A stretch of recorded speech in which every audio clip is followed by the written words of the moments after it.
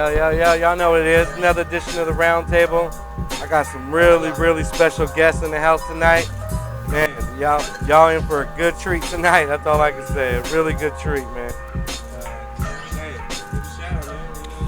What's happening? My name is Tahaj the First in the building. Rockin'.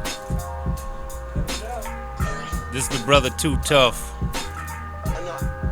from San Francisco, representing the Bay. From the SCO, baby, from the SCO. Repping Oakland. All day. Terrific. Feeling great.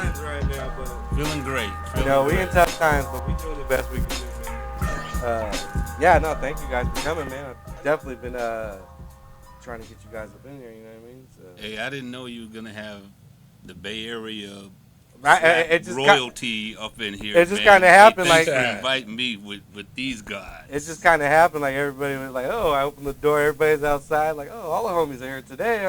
It's definitely a good one, man. That's right now. That's what we always say. True Justice back here in the cuts. He's coming in. DJ True. It's crazy, man. Like this hallway is just like almost 100% hip hop. Like there's like 3 or 4 hip hop DJs. I ran into a couple of cats. Yeah. So it's great. It's really good time right here. Big shout out to Al Soundwave Studios, man. This place is pretty cool, legendary. Man. Oh yeah, it's super legendary, man. All the stuff I heard in here, I was like, yeah, this is nice. Like. I'll tell you, the first time I came here wasn't on some hip hop shit. I'll tell you, that's all I'm gonna say. Yeah, I know what you're saying. Man. This is definitely that spot. I'm a first timer, and hey, man, I'm glad to be in y'all presence right now. Oh no, I feel honored. You know what I mean? Man, I'm humble. Thank you, man. Play the beats. Go ahead, play some beats. My bad. It's good. I got it on it's like low, like it sounds loud, but it's gonna be recorded. You know what I mean? Under it, it'll be there. Tahaj, we got it. Oh yeah. Nah, man. You got the funky mellow boom bap. Oh, you gotta have super boom bap, duper right? slaps going. Oh yeah. So I mean, you've been making a lot of beats right now, too, Trevor. I mean. Oh man. You know what?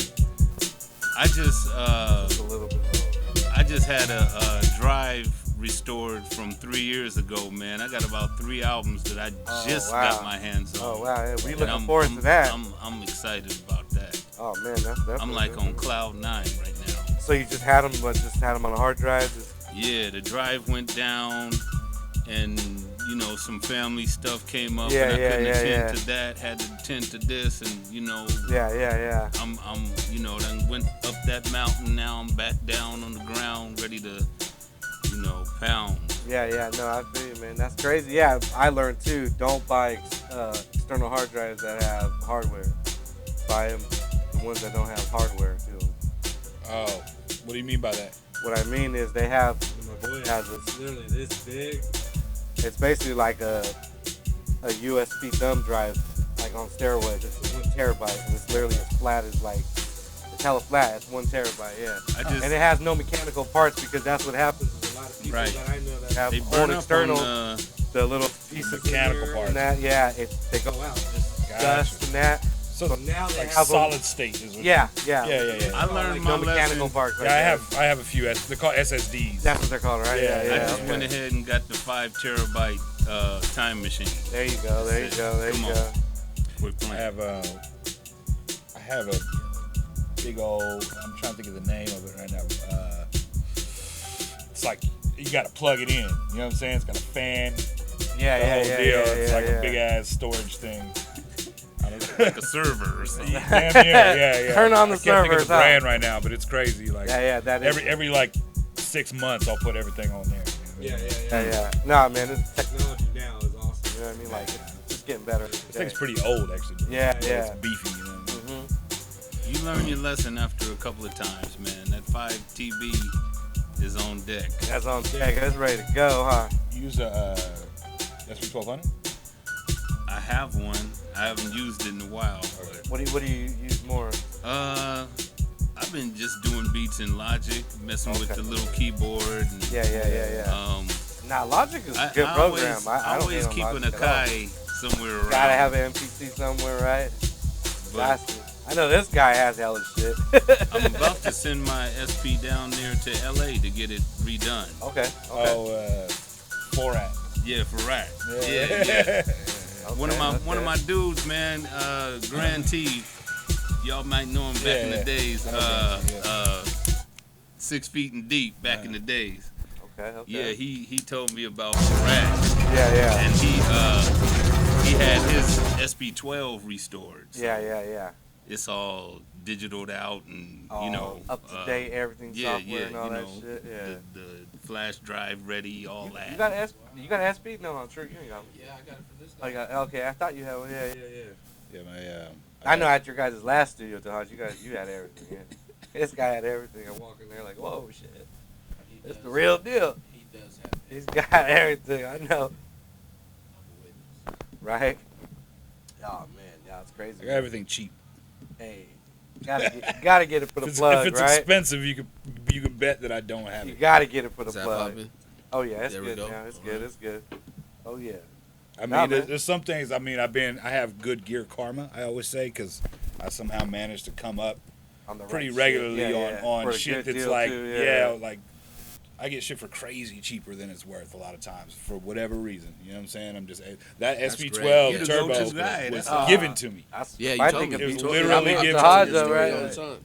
I was like, this is crazy. Hey, I got a fucking my oh boy, Pat Messy, Past Due, producer Past Due. He does shit with Pep and stuff. Oh, okay. He I was looking for a 303 SP 303. You know what I'm saying? Yeah. I was like, oh man, I would love to. He's like, I got one. $160. I'm like, oh, okay, cool. Didn't even look at how much they're worth, and then now they're like worth like $370. Yeah.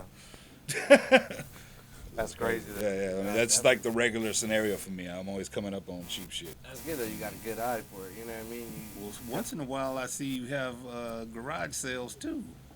Yeah, well, that was just I was trying to, trying to get some people on some beat shit. Really, There I you was go, really yeah. honestly like, it was Trying to help the culture, basically. yeah, it was like right when we first had shutdown, and I got all this shit laying around, and I got enough different little things where I have like multiple different setups. You know what I'm saying? Where like two or three of these. starter Yeah, like I could give you a controller and a MIDI controller, an interface, and a Yeah. mic, and here you go. And you're ready, whatever. And so, I Start the academy. yeah, I had a few different people, and I loaned out some shit, and they both of them ended up buying it off me. You know what I'm saying? That was a couple months later, they're like, let me just Venmo you, and I'll keep the shit.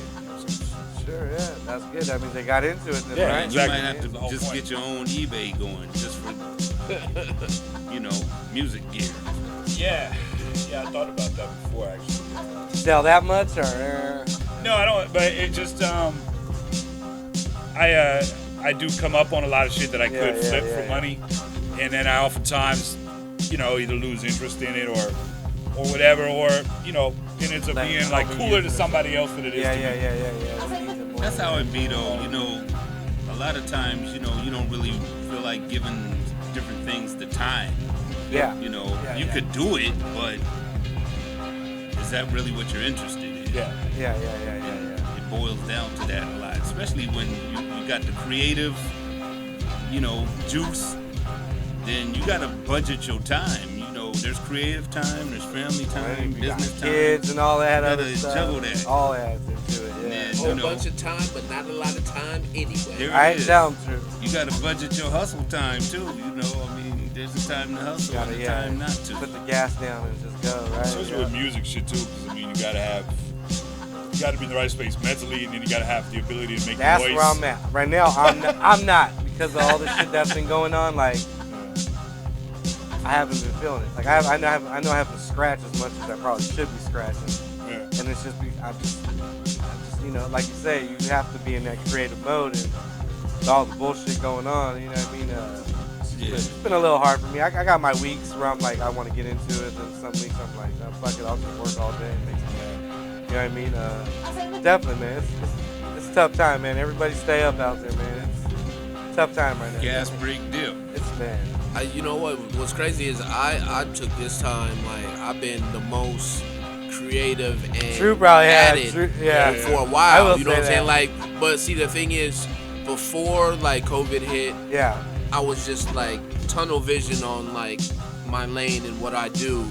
You know, when all of and that happened to shut down. Yeah, yeah. 100% shut down. So it opened me up to skills I already had, new skills to develop, and different avenues. Yeah, So yeah. that's been like really, See me, it's like, been motivating. I have man, never did a especially- podcast since this started happening. You know what I Especially mean? the community though that we yeah. have right It here. broke us out of complacency in a lot Yeah, of ways. definitely, You know what I'm man. saying? I Like, mean, for I real. mean, I know I had been doing just even what I was doing for a living, Yeah. bartending and shit. That's right. 43. Like, I got to get out of that shit. But I was comfortable. I was making good money. Had no real impetus to get up out of that shit until this came. Now it's like bars ain't a thing, motherfucker. Like, you got bartending Shut ain't the down lick. when your whole shit shut down. Even once they open, it's not gonna be to the same capacity. It's not. Where you Well, could, not out here. You could pay Not the in area rent off California, of yeah, bartending. yeah. That ain't happening. You know? Yeah. So I got to A lot of rethink things- everything. A lot of things have changed. Yeah, no, definitely, man. It's but I mean, I look at the plus too because, like I said, for me, I wouldn't be doing none of this podcast stuff. Oh, yeah. I'd be in my lane. You know what I mean? I would just be worrying about DJing, the next party, the next party. You know what I mean? So for me, I look at it like that too. Like, you know, I've been definitely blessed. You know what I mean? In 2020, like, as much as I don't like it, you know, I've learned a lot of new things. One of the other things too is like Definitely, man. people got more time to help each other. Yeah, I what do I'm saying? see that So, too. I do see You can get things done. more so people, are like, people yeah, helping I'm chilling. out each other. Yeah. More people connecting. You know what I mean? I agree 100%. Yeah, definitely, man. I noticed that a lot of people are willing to help and do this. You need graphics? I guess I'm chilling. Yeah. You need some scratches? Yeah. Shit, I Hey, ain't doing big shit. shout out to the big shout out to homie Mike Moda, man, because he helped me a lot with this podcast. You know, Yeah. Oh yeah. Oh, yeah. I'm calling him every other day, like, you know, what do we got to do? What do we got to Yeah, do? he's What do we the got to do? You know what I mean? Yeah, So, Yeah, brought he's us the to man. that thing, that hip hop festival. like, man, oh yeah. He's the the Santa man. Cruz hip hop. Yeah, I was there. Yeah, I remember wild. that. Man, that was like one of the best events I've been to. Like, no joke. That Like, shit was trippy. that shit was cracking. It was you know cool. what I mean? It was I mean, good. we had our whole own room, the scratch fight. Like, we were just scratching for like 26 I hours. remember that. Yeah, Straight. they had it. 26 hours? Straight. It was like Straight. the octagon. Finally, the yeah. next day, like it Some of was that already old like scratch 24 hours. I'm pickles like, yo, back man, in it's the like days, 4 in huh? the morning, man. We gotta call this. Like, we gotta go get some rest. Go Yeah, ahead if like you want to do it. eight turntables set up. Oh, we had about 10 or 15. Yeah, just jamming out in session. Just go you know for the what I mean? record. Oh yeah, no, it was crazy, man. Man, I mean, it was so much fun, bro. Like, I just remember I got so drunk that night and got fucked. Ooh-wee. But it was cool because we had them cabins. So we got a cabin and we had like, it was fucked up because we had like Did I stay there? I 10, we can't had like remember if 10 I or stayed 12 beds and there was only like 3 of us in there. So I was like, felt bad. I was like, man, we had hell extra. I think we were like supposed to stay there and didn't, or You guys just bounced or went I think so. back Yeah. to Santa Cruz? A lot of Nah, people just, I don't think we went. Yeah, I think we might have went back to Santa yeah, a lot of Cruz. people just went Yeah. back to Santa Cruz. I that think day, because yeah. I had some friends down there. Yeah. Yeah, we got lucky, man. They gave us the room, so we were like, hell yeah, shit. We'll take the cabin. You know what I mean? Had like We were 10 supposed to bunk because beds. E in was there. one of the headliners. You know what Yeah, I'm saying? yeah, and, that's right, yeah. Him and Teo, I think, on Baby Steps. Okay, yeah, And yeah. I went down there with them because he called me for whatever reason, and I'm the one that booked them for that. I was like, yeah, okay, I can get them. Yeah, nah, man. I tell him every time I see Mike, man, you gotta do another one, Mike. What do you need? Let's go. Like, what do we need? Let's get another one because that shit was cracking, man. That shit was like, definitely had a good time. You know what I mean? That's what we need more shit like that. You know what I mean? Just more stuff. Now I don't know, right? Yeah. Now it's all bad. It's man. I mean, They talking about opening back up. yeah, I see a little bit. They're trying. You know what I mean? They're trying. Of course, you know. I think we'll all find out more in November when the election. You know Could be. what's really That's gonna what go they down. say, right? What's I really mean, gonna go down? You know what I mean? So.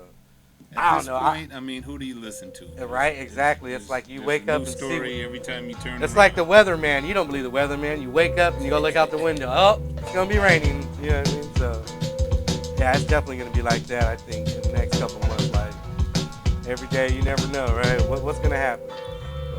Yeah, I try not to watch the news myself. Yeah, no, I mean, I never watch TV. The only time I do is watch a movie at night to go to bed. That's about it. Only time I watch TV. If I do, I'm now like, because I've been all into the podcasting, so I'm usually watching podcasts. Is all I watch. You know what I mean? That's it. You know what I mean? Better anyway. Oh yeah, Hip no, hop related. exactly. Stay Yeah, hip hop. exactly. That's everything we do, right? I mean, shit, everything. Shit. Gotta be hip hop, right? YouTube has become one of my main places for like inspiration, like seeing how, especially like you said, I got all kind of different shit, you know, different gadgets and instruments and toys and shit. And sometimes like I don't even think of the possibilities of how something could be used or whatever. So it's kind of cool to sometimes watch a random YouTube channel of a dude who's like, I'm gonna make a beat with just this Casio and this, you know what I mean, and you know, I'm gonna record myself beatboxing and chop it up, and then I'm gonna like da-da-da, and I'm gonna, you know, and he makes like a slapper out of it, and you're like, oh shit, you know what I mean? I find that shit hella inspirational, and it's like, it is though, it is. Yeah, I mean, that's one of the main things. A lot of that too. Twitch and. I've been trying to get with Twitch, but I'm still lagging on it. I know all the DJs, that's where everyone's at. So Yeah, you might as well set it up. But I have a feeling in the next couple months it's gonna get shut down. Or they're gonna regulate it because there's like no regulation on it. Labels are gonna want their money. You're streaming. You know what? You're streaming. They do regulate it on some, like, it's easier to get away with the live one, but on the replays, they're still regulated on the replays a lot. But so I still think something more is gonna come from Twitch. I don't know, because they're making a lot of noise. Like everyone's talking about Twitch. You know, like I said, them people they want they must have some kind of deal or something. They want their money. You know what I mean? But, no, definitely, yeah. I mean, because you go on Twitch, right or no? Yeah. It's on my podcast is on Twitch right now as we Let speak. them know where to find it. Let them know where to find it, True. Let them know. Man, I do a show every Thursday, 7 p.m. to 9 p.m. It's called Old Man Rants, and it's complaints, gripes, and music from a certain point of view. You know, me being what they call the elderly statesman, seasoned gentleman, right. And so everything is based on that, whether it be skewed or slanted or may have what have you. It's my show, so it's my rant, and I can talk about whatever I want. But no, it also goes back to the music. It's always about the music. So, I play everything. New, old, but I always play, you know what I'm saying, some shit that's slapping to me first and foremost. You know, I try to play some new joints here and there. There's been a couple interviews. It's really like off the cuff, but you know, cause that's like, you know, the theme of it. I might have one rant each episode, or I might have, you know, multiples. But, you know, So yeah, it's on right now, and it's on 415fm.com and on twitch.tv/415fm. And it's on right now, 7 to 9 p.m. You know, I'm here, I'm there, I'm everywhere. Support the homie True. Ooh-wee. Holla at your boy. Yeah, we up in there, another edition of the round table. Got True, got Tahaj, got Tooth Up. You know, we got a good lineup. We talking, you know what I mean? So yeah, definitely. You ain't left yet, right? Or not yet? Remember you said, I think you told me you was going down south, right? Or? Oh yeah, I was going to go down there and hang out with my daughter for a little bit. Okay. She's about to move, so I waited until she did her thing. So you going back and forth, kinda, or?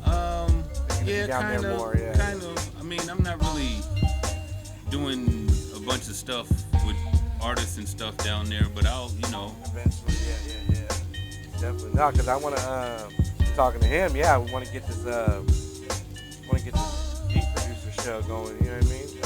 And it's going to be your guys' show. I told him, like, I'm not even going to be in it. I'm going to record it. Whatever format you guys like, whatever you guys want. I mean, you know what I mean? I think it'd be sick, you know what I mean? There's a lot of producers in the Bay Area alone. You know what I mean? Definitely it'd be sick, you know what I mean? And I know Architect said he was down, so I was like, oh, yeah. Well, we got to, you know, talk about it. Definitely, Who knows what happened, man? Definitely, like exactly. you said, there's so many. Yeah. There's different concepts you can come up with. Yep. Hey, yeah. I think sky's the limit, right? A Plus was in a studio with Architect. I think they were sharing a studio for a minute. Oh, okay. He might be there too. All right. Yeah, definitely. No, man, we got to get everybody. You know, everyone connected. You know what I mean? And that's like you say. That's the good thing right now. A lot of people are connected. Man, collabing is one of the best things ever. Yeah. It's a trip how back in the days it was almost like, you know, non-existent. Yeah, like that crew with that like crew, it was everyone so was much clicking. competition, but yeah. now people I see are, now, you know, easily like for me, the egos to it's like a friendly competition. You know what I mean? We got like 3 DJs in the hallway, and all we do is support each other. You know what I mean? Yeah, and it's great. That's it's great. You know, what like I mean? keeping each other's skills sharpened. Exactly. That's like me and Mike go back. Mike will be like, "Oh, I gotta step my scratching up," and I'm like, "Fuck, I gotta party rock like this guy." You know what I mean? Like, it definitely goes back and forth. Yeah, and it's that's how it should be. You know what I mean? And always encourage each other to do that. You know what I mean? It'd be dope to have more community. Yeah, the hip hop all about community. Collaborative production is something I've always wanted to do and never really been able to do much of, like working with other producers. Or I've always wanted to do like a production team. Yeah. I mean, like, because I feel like the most kind of like powerful production entities in the industry are really like teams. You know what I'm saying? Like, Yeah. and I always kind of wanted to like find somebody who had skills that I didn't have, gear that I didn't have, but a similar approach. Yeah. Appreciated what I do, and you know what I'm saying? Like, really collab like that. Be ill. I think it takes a little maturity for people to get there to be able to get to a point to do that. Whereas, you know, when you're a little bit younger, oh man, this is mine. And I'm the, you know, one biggest on the block right now. I think it's also musical maturity, like not even just like your ego, but your ability, like musically, to see how that works. Yeah. Takes a little bit of kind of, you know, experience. Well, I think as just a age and musician, experience. sort of. You know what I'm saying? Just to like, it's like the difference between knowing how to, you could jam hella good with your guitar in your room, maybe with a drum machine or whatever, but communicating with a drummer and a bass player at the same time, and getting those ideas across and then making a song is kind of a whole different skill set. And I think that's probably what prevents a lot, because a lot of producers are just kind of like bedroom, you know, gremlins, and we just sit and we just figure out our own little way to do it. And so it's really hard to be like, I'm just gonna do the drums, and I'm gonna let Too Tough do all the chops and the samples, and then I'm gonna let, you know, Mace do the bass line. That's hella hard for a hip hop producer to kind of wrap their brain around. That's how I do mine. Because I'm not a musician. I'm kind of like DJ. You know, I started DJ. And, you know, blending music, you know, with the samples and all that kind of stuff. You know, that's technique. There's a skill to that. You know, putting the samples together to, you know, be in harmony and, you know, sometimes they're not even in key, but, you know, it works in a hip hop vibe. Yeah. I mean, that's an old skill set, sort of like how to make like sample clashing. Yeah. You know what I'm saying? Like, but you still make it work. It's almost kind of like DJing though, you know, because you gotta bring in the blend. Train wreck. Make sure it's on beat. And as long as it's on beat, you know, when and it falls just off because the it's beat, always on beat, that's when it's doesn't kind of mean like it's a good song. You know, to mix everybody's to it. like, so you gotta know. on. Yeah, you gotta have that ear, because you know some DJs they'll mix it good, but the two songs just don't go together. Like they just like there's some songs, you know what I mean? Timing, right? Timing, you know, timing in the mix is essential for the DJ. Yes. Like the kind of handful of East Coast boom bap sort of producers that kind of like set the template for a lot of us. I feel like they kind of almost, not in a bad way, but because before that you had like, you know, you had Prince Paul and say like the Bomb Squad and like these, where it was more about, or even look at like the Far Side's first album, you know what I mean? Like pulling all these samples from way different sources and EQing them and shit to make them fit in key, pitching them, slowing them down, sampling them at different sample rates, doing all kinds of shit to make them fit. You know, like that was a big part of like the Bomb Squad thing, right? But then you look at like Premier or even Dre, like the Chronic, most of those beats were one record. You know what I'm saying? Like they took one record, you know what I mean? Like it chopped that one record, flipped that record. You know what I mean? Especially Premier, you know what I mean? Like he would take these little chunks, Pete Rock, you know, you're like, oh, I found the record that he used to make that beat. To make, you know, that one record that he used to make that whole beat. You know what I mean? And we all got kind of stuck on that, I feel like, sort of, you know what I mean? Well, it's kind of changed like in the 90s in that direction. Where people started making more, I don't know, kind of like songs versus, like a quick, you know, they were just hip hop and cats were just getting on type of thing. was like a collage, sort of like an audio collage, you know. Sometimes, like, you listen to some of the old shit is unlistenable. Oh, yeah, like, you no. know what I mean? Because you know what? That's a good thing you brought that up because it's like I always argue. I'm always arguing with motherfuckers online. That horn and like, ooh. They'll be like, "Oh, this song was, this song was shit back in the day," and I'm like, "Bro, that shit was whack 25 years ago. Stop trying to say it's dope to these young kids. It was whack 25 years ago. It's still whack." Like, yeah. They do that shit all the time. I've seen these motherfuckers like, "Man, that shit was whack. Stop it. Stop telling these kids this is dope." But see, that's funny that you say that because even some of the songs that I didn't like as a 20-year-old, 17-year-old. Now you can appreciate. Now I appreciate them. I'm like, man, I used to hate that shit when it come on, but now I'm bumping it. Yeah. I was watching this documentary about house music. You know what I'm saying? It's another thing I do a lot of inspiration is watch. Yeah, I watch a lot of. Get some beats because I've been trying to get way more in the house. My girl's a big house music fan. Okay. My fiance. I mean, if you like to dance, how can you not like house music? And it's positive. You know what I'm saying? And so too. when hip hop, for the most part, it's uplifting music. I mean, I still add scratches to like the soulful house. And shit. Oh yeah, I like the deep old school house more. Yeah.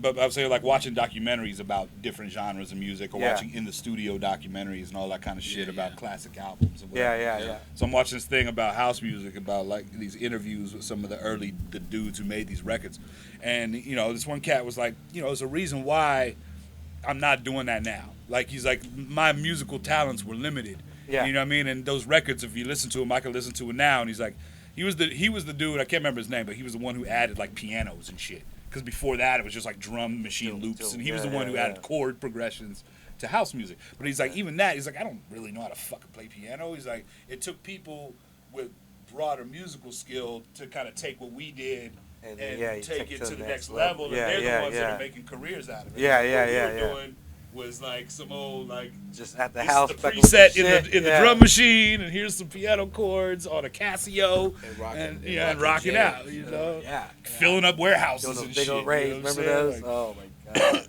the old school rays. Those were the. But like a lot of probably the same with hip hop was like the musical fundamentals weren't there, even just as far as the genre was so immature. Even making the rules to hip hop weren't decided, right? So it's like people didn't know. Oh, you filter out the bass line, you filter out the highs. That's something everybody does now, right? Like a commonplace, like maybe to the listeners that might be weird, but like for producers, it's something you just do automatically. You EQ out the highs out of your bass shit. That might not have been something that crossed anybody's mind for a minute until the first guy did it, and then they're like, "Oh, I like what he does." You know what I'm saying? And it's but no, that's definitely true, man. And like you're saying, the Bay Area producers were innovative in that manner too. Yeah. Because as you know, the Bay Area was more independent than any other region in terms of getting signed, especially early on. I agree with that. Yep. So the producers that were doing stuff, especially the hip hop, because it was a lot of more funk and keyboard stuff when Too Short, in that era came through. Yeah. But before that, I mean, man, a lot of innovation. Yeah. Yeah, no, definitely, man. Even just getting like, when I think about, back in the day when I was, making more sample-based music, and a lot of my, like, contemporaries, family members and other dudes that I knew, maybe not, like, in the immediate crew, but they were on some more kind of, like, turf music or whatever you wanted to call it at the time, mob music and shit, what I mean? And even, like, if you think about one of the things that drove that whole movement was we can't use samples because we want to get signed. Right. And they saw all these lawsuits and shit early on that happened to East Coast artists. Yeah. And they became aware of this concept that your money was going to be shorter if you sampled.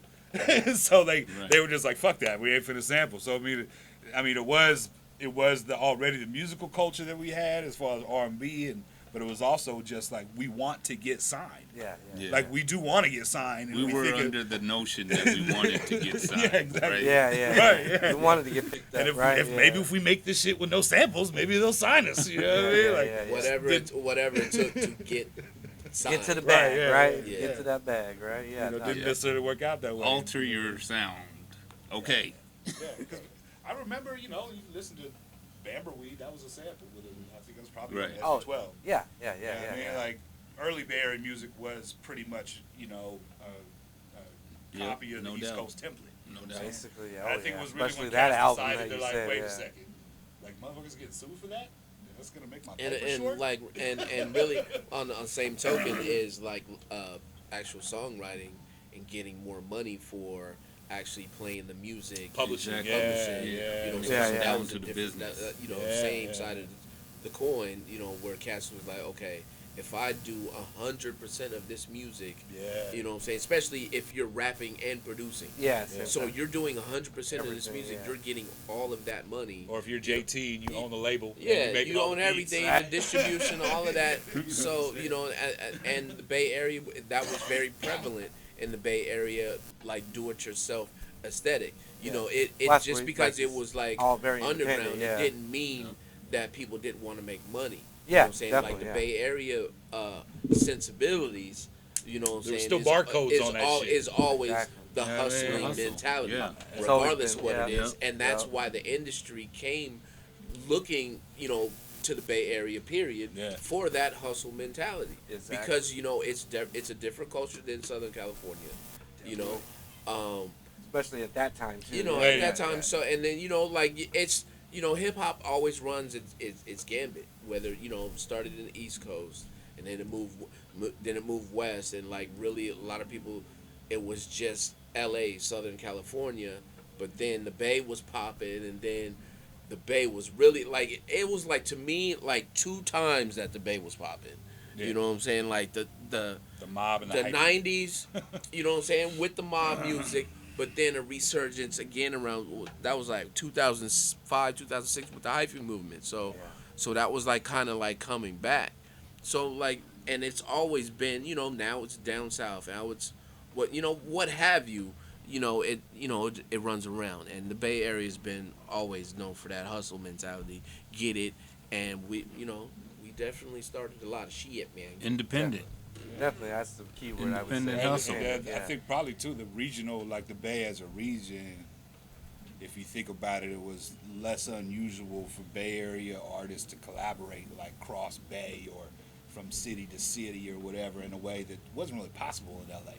You know what I mean? Yeah, like, 'cause yeah, of all that's the true, gang too. shit, Yeah, like yeah, they yeah. couldn't really do that. Yeah. And in New York, it was possible, but not all that likely. You know what I'm saying? For like somebody from the Bronx to click up with somebody Go to from Brooklyn, you know what I mean, or whatever. Like maybe I ain't more so going to now. Brooklyn. I ain't going to BK, right? But I feel like the Bay was a little bit more open to that. Cats were like, yeah, I got Yeah. a girl who lives in Vallejo. I got another one in San and Jose. I think that's what makes I'd the be Bay dipping back Area and forth. what it You is. know what I mean? Like, The Bay Area has so many little You know what I'm cities. You know what I saying? mean? Like, Little But pockets, the, right? you know, the like Bay never got on the gang banger thing, not hard as far as the the colors and all that. say they maybe had, some of the newer cats now. right, but back right. Then, but yeah. back then, No, it was definitely. all about turf. It was all about respect Where for you from. different Like, people's you were neighborhoods more and likely to whatnot. get beef in your own town than you would from another city. Like you were Oh, yeah. safe Yeah. going to another city. Yeah, You know yeah, what I'm yeah, saying? yeah, Like yeah. that was a vacation Yeah. going to somebody else's city. You I know? feel you, But yeah. I think there was a little bit more respect too back in the days amongst the youth. Oh, just, I would say definitely. I mean, That's- not that they Because didn't I was the have kid beef. back then, and I grew up in the 90s, but we worshiped the 80s. Like, especially I grew up as a b-boy breakdancer, so like the 80s, everything to me. Like, you know what I mean? I learned all that music. You know what I mean? That was before my time. Now, yes, it seems like the kids don't really. Some of them do, but a lot of them don't respect the old school as much. Yeah. Well, we were the same way. It was just the '70s music for Yeah, us. yeah, yeah. It's just yeah. a generational thing, really, because It is, these yeah. kids, their parents were listening to rap music. That's Our my parent- mom did. My mom did. I'm younger, so but yeah. I think for me, it's like I could totally understand. Like Yeah. I grew up, my mom was listening to records and soul And then and there's shit, just so you know much what I mean? that I think I'm gonna take it to another level on that is a lot of kids today's parents too are like immigrants. You know what I mean? You got a lot of kids that Yeah. parents they have no clue what hip hop is. What the fuck is that shit? You know what I mean? Like it's definitely different. You know, like if you're 21, old school to you might be like when you were little and your mom was listening to Gin and Juice, and you're like, Yeah, you know what that's I mean? old Like school, yeah. that's old school. You know what I mean? Like That's old school. that's BOTD. Ah, man. Right? You know what I mean? Like, That's crazy. But I mean, years have passed. It is. You know Yeah. what I mean? In a sense, Yeah, yeah, yeah. definitely. That's crazy. Yeah, that's crazy. Yeah, because even my kids, my daughter, she knows all the Eazy-E. She's a big Eazy-E fan. She knows them songs. I don't even know them all like that, and she's only, 15, 16, you know what I mean? So I know it's the influence for me, but, like, she's big on the old school shit, like NWA. She even was a little bit like Big Daddy Kane and Rakim, and I'm like, wow. I think there's a lot of kids doing that now. I think so. Yeah, definitely. So, like, It's no, starting to happen. she definitely, it's crazy to see that. You know, they listen to the new shit too, but, you know. Just like you see white kids with, like, Led Zeppelin shirts on and shit still. Right? Yeah, Like, you know what I mean? Like, yeah, for real. That was even before your parents' time, man. Yeah, That was way back. Yeah. So, I mean, That's crazy. Either they're just rocking the shirt or they actually are aware of the music and listening And to it. they I might really be. don't They know. might Yeah. be, you know. Maybe a little bit of both. But Yeah, a little bit, right? I think a little bit of both. Because now, yeah, like, Rarely are you gonna see the somebody fashion deep off trend right into now it seems like to be that. going old That school, old yeah. school. Like, you know, everybody Not wants these youngsters. Yeah. If you do, that's pretty That's special. good. That's good. You know what I mean? That's going to definitely, yeah. I can't remember who was telling me that their young person that they knew was hella going on, like, golden era hip hop rabbit hole.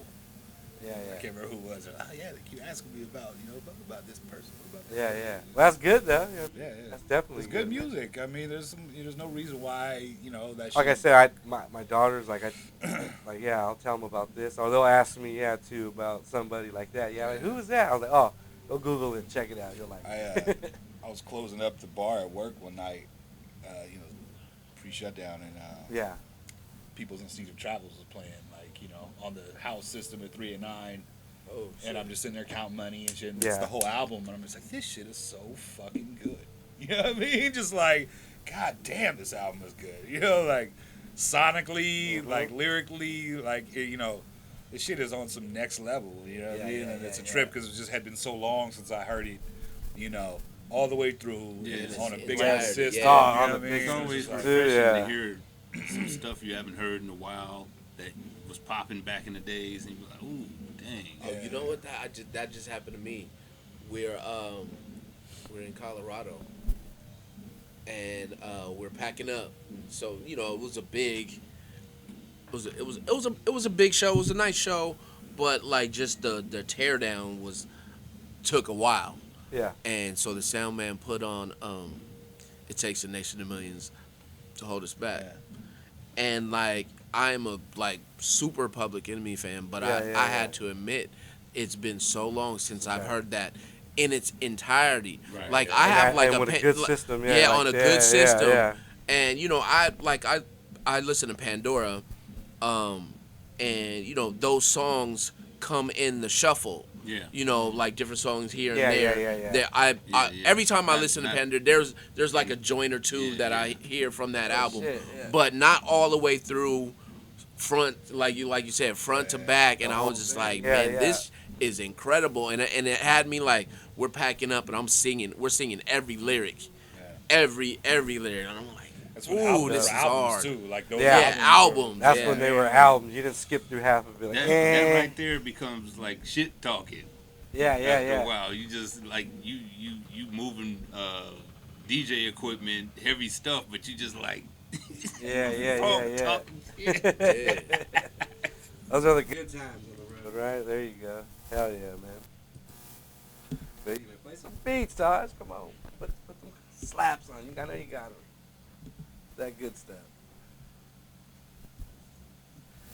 Man, yeah, no, so it sounds like everybody's been doing good, man. Yeah, no.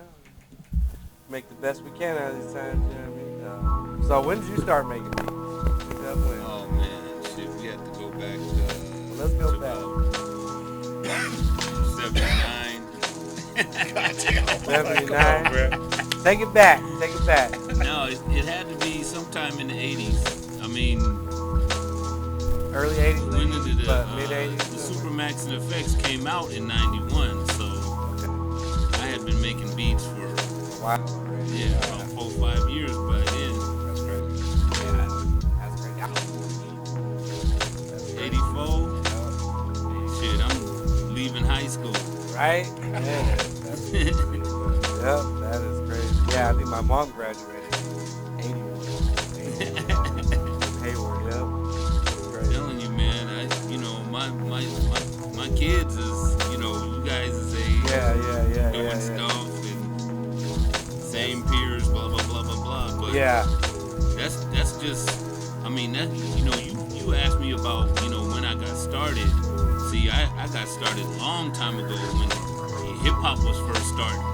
Right. And then, you know, I went on a hiatus because, you know, I had a family, needed to get my son, you know, in a stable spot, and couldn't do I had to move down to, just like you were talking about earlier, the show in Bakersfield. Yeah. I moved down that way. Oh, okay.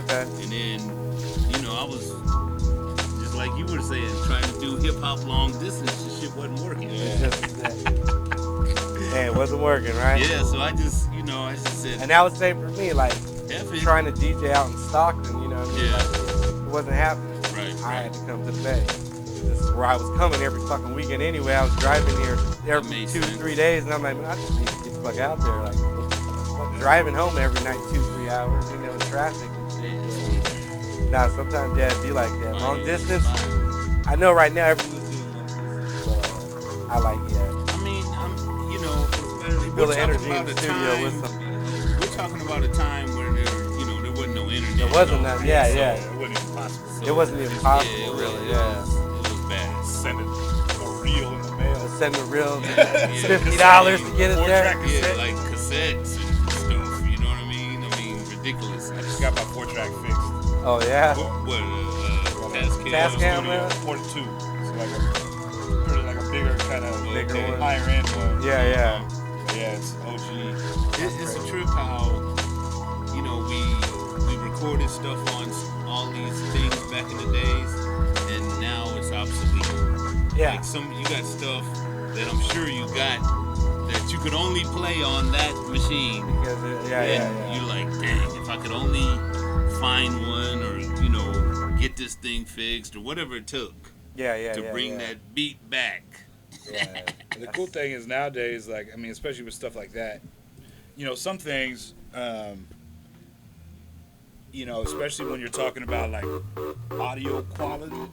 Yeah. Because people are always some things are timeless because people are always looking for a nostalgic vibe. Yeah. People always want that something well, it's about like it. Even now they sell records at Walmart. Yeah. Like, what the fuck? They didn't have that. Yeah. They got a whole section. And lo-fi is a whole genre. When I was talking to somebody, it was like, it's funny because there's special effects and plugins to make your beats sound like mine just sound because of the machines I use. You know what I mean? Like, right. I'm using a Casio synth and I'm using now they have sound effects. Yeah, for DAWs that you try to make it simulate your outboard gear. Yeah. No, that's crazy. This shit right here is like an old Yamaha sound module. I mean, but like Tahaj was saying, like, producing has opened up a whole nother. We were talking about array of things. Yeah, like lo-fi. You got lo-fi stations on YouTube. Yeah. 24/7.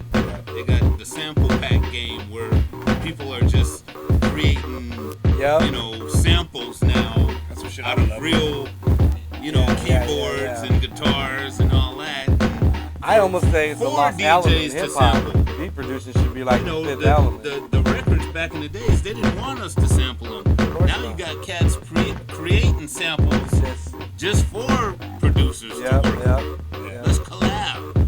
But that's how I feel though. Like, beat producing should almost be its own element. Yeah, even though it is. I guess because in a sense when hip hop originated. When people were thinking about it, there was for a long time the guy who made the beats was the DJ. Yeah. Usually, and it's usually natural.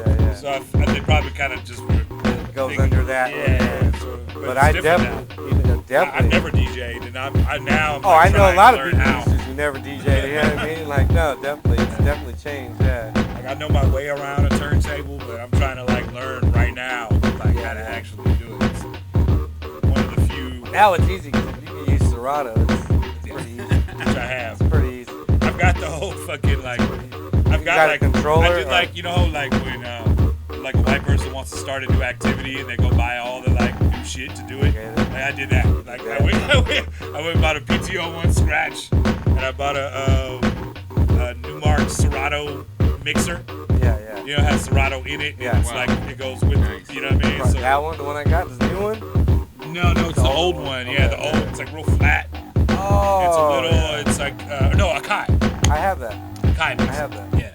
I take that on my road. Like instead of taking that heavy shit, I take the what That's you what were trying to do. Yeah. You got two or just one? Or you about two new marks? I already had the old one, then I got the scratch. Okay. You know what I'm saying? And so I got that. I've done big parties with I got 7-inch battle records and shit. Oh yeah, I got all that shit, bro.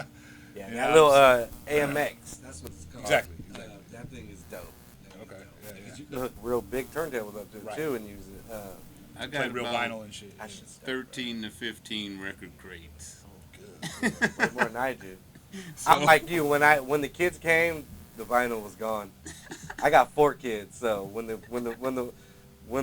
came, there went record shopping. You know what I mean? I can't go spend $200 at Amoeba no more. You know? That ain't happening. You know what I mean? So when I got Serato or Scratch Live, the box, when the box came out, I got that one. That was, to me, that was like a poor DJ's dream. Like, you could just download everything and have it on vinyl. You could just have instant doubles, because that was the biggest thing, is doubles. Right. It's hard to go, like, I gotta go. One record's $20, I gotta buy 2 of them. Shit. Now, I just download it. So man, the technology today is awesome. Now I use phase, so I don't even use needles no more. Now I use the thing, the phase. Set the thing on the record. Yeah, you set it on the spindle thing, and it reads the Serato. I've seen that. Now you don't even need needles. No jumping, no skipping. Oh heck no, 100%. You can hold it in your hand and play it like the Jazzy Jeff demo. Yeah. He does all that shit. He's like moving around and shit. I seen a dude put him on his car, his wheels, and he's driving. It's slowing up, slowing down. Yeah, the technology is awesome, man. Hey, the next step is just put your playlist together and let the thing DJ itself. Get out the way. Almost, right? Yeah, almost, pretty much. Beware of those times. Pretty much, man. It's a remote where you just sit somewhere. Well, you kind of could. Engineers are doing that now. You can use they have a Serato thing, and you can play on your phone. Like, it's not the same, but Isn't that amazing to see? But yeah, I know what you're talking about.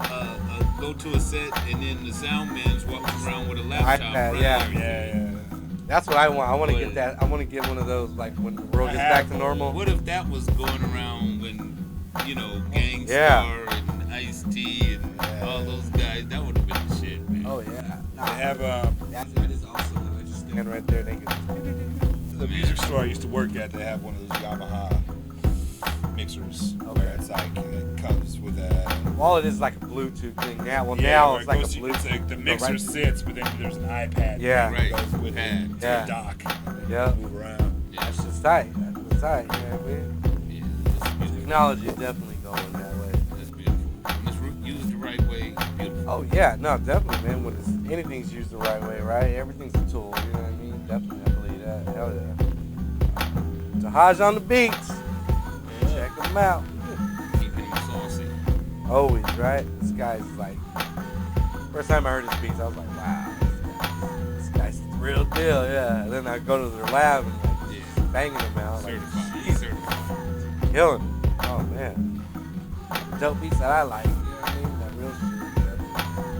Yeah, True was talking about shutdown, inspiring creativity. Like it definitely is. I mean, not just creativity, but productivity. Like in the sense of like, I've always been pretty creative, like prolific as far as making shit. Now you got a little bit extra time to just bang them out. Well, bringing shit to market, like, you know what I mean? Like actually creating artwork and getting shit mixed and mastered and putting it up on Bandcamp, Yeah. So that's been kind of, inspiring. You came out with a couple of beat tapes. Yeah, I did 3 beat tapes, like a series. What's that? Let the people know. What's that? There's the first beat tape, the second beat tape, and the third beat tape. It's a 3-part series. Okay. Where can they find it at? On my Bandcamp, just Tahaj the First Bandcamp. I think it's T the First. But yeah, if you Google Tahaj the First, it'll pop up. There's those, and I did a remix album. Of just some kind of like 90s, early 2000s remixes, all original instrumentals. There's some kind of funny, unexpected stuff on there. Funny stuff. Not funny necessarily, but just it's an odd kind of amalgamation of different songs that people wouldn't necessarily. But it's what expect. you like, Yeah. There's a Bone Thug song in there. There's a Nice and Smooth song, just for instance. A little bit of mixture. That's the spectrum. Yeah, no, that's good. But and then I did a friend of mine, this young cat, Stephen Vereen, he's a keyboard player. I actually know him. I used to work with his older brother years back. Yeah. And his older brother, he had moved to town. His older brother introduced me to him. Then his older brother moved not long after that. And the younger brother stayed around. He's a Berkeley student and a jazz student, like jazz pianist. Yeah, okay.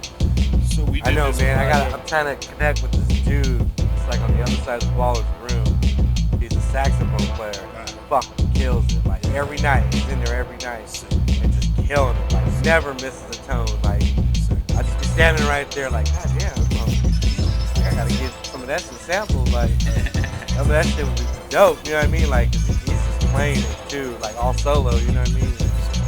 So you're doing something with the keyboard? Yeah. So we already did it. It's nice. So what he started doing was, he fucks around in Logic. Yeah. He would come up with a little piece of music, you know what I mean? That just he kind of didn't know what to do with it. Yeah. And it would be 8, 16 bars, 12 bars, a minute long, whatever. Yeah. And send it to me, and I would use that as the material, the sample material to make it. Yeah. See, that's dope. So That's collabing right there. so Yeah. it's like a 10-song album, and each song is for a minute. It's just him playing the thing that he sent me, and then that fades out, and then a beat comes in. It's like what I made out of that. That's tight.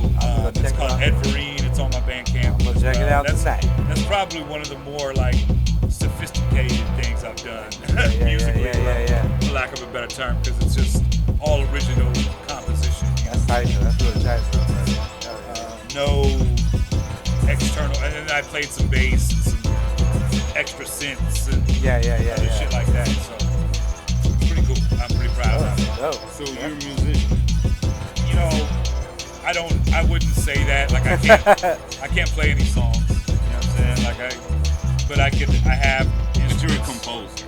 Yeah, and I'm a It's sampler. in your blood. It's in your blood. For sure. Yeah, it's in your blood. I know if you picked up an instrument and you really put your heart into it, I know you. It's funny because my wife, I say the same thing. I can't claim that I'm a musician. Oh, yes, you can. Yes, he is. And I'll be like, okay, you know that I'm not. Why are you trying to, Well, I think I am. I would say I'm a musician, but probably not in the way that people envision when they say that. Yeah, you know what I'm saying? So, I totally get it. Yeah. I totally get it. because the process is more of a making sounds and then editing sounds, kind of collaging them together in melodic ways. You know what I'm saying? So it's like I can make chords, and I have chord charts for different instruments, and I have an ear. So, and I have a bunch of instruments. So I'll pick up a synth, for instance, and I'll find a setting that sounds good, and I'll come up with like a loop of some kind. Basically, a little 8-bar thing that I like the way it sounds.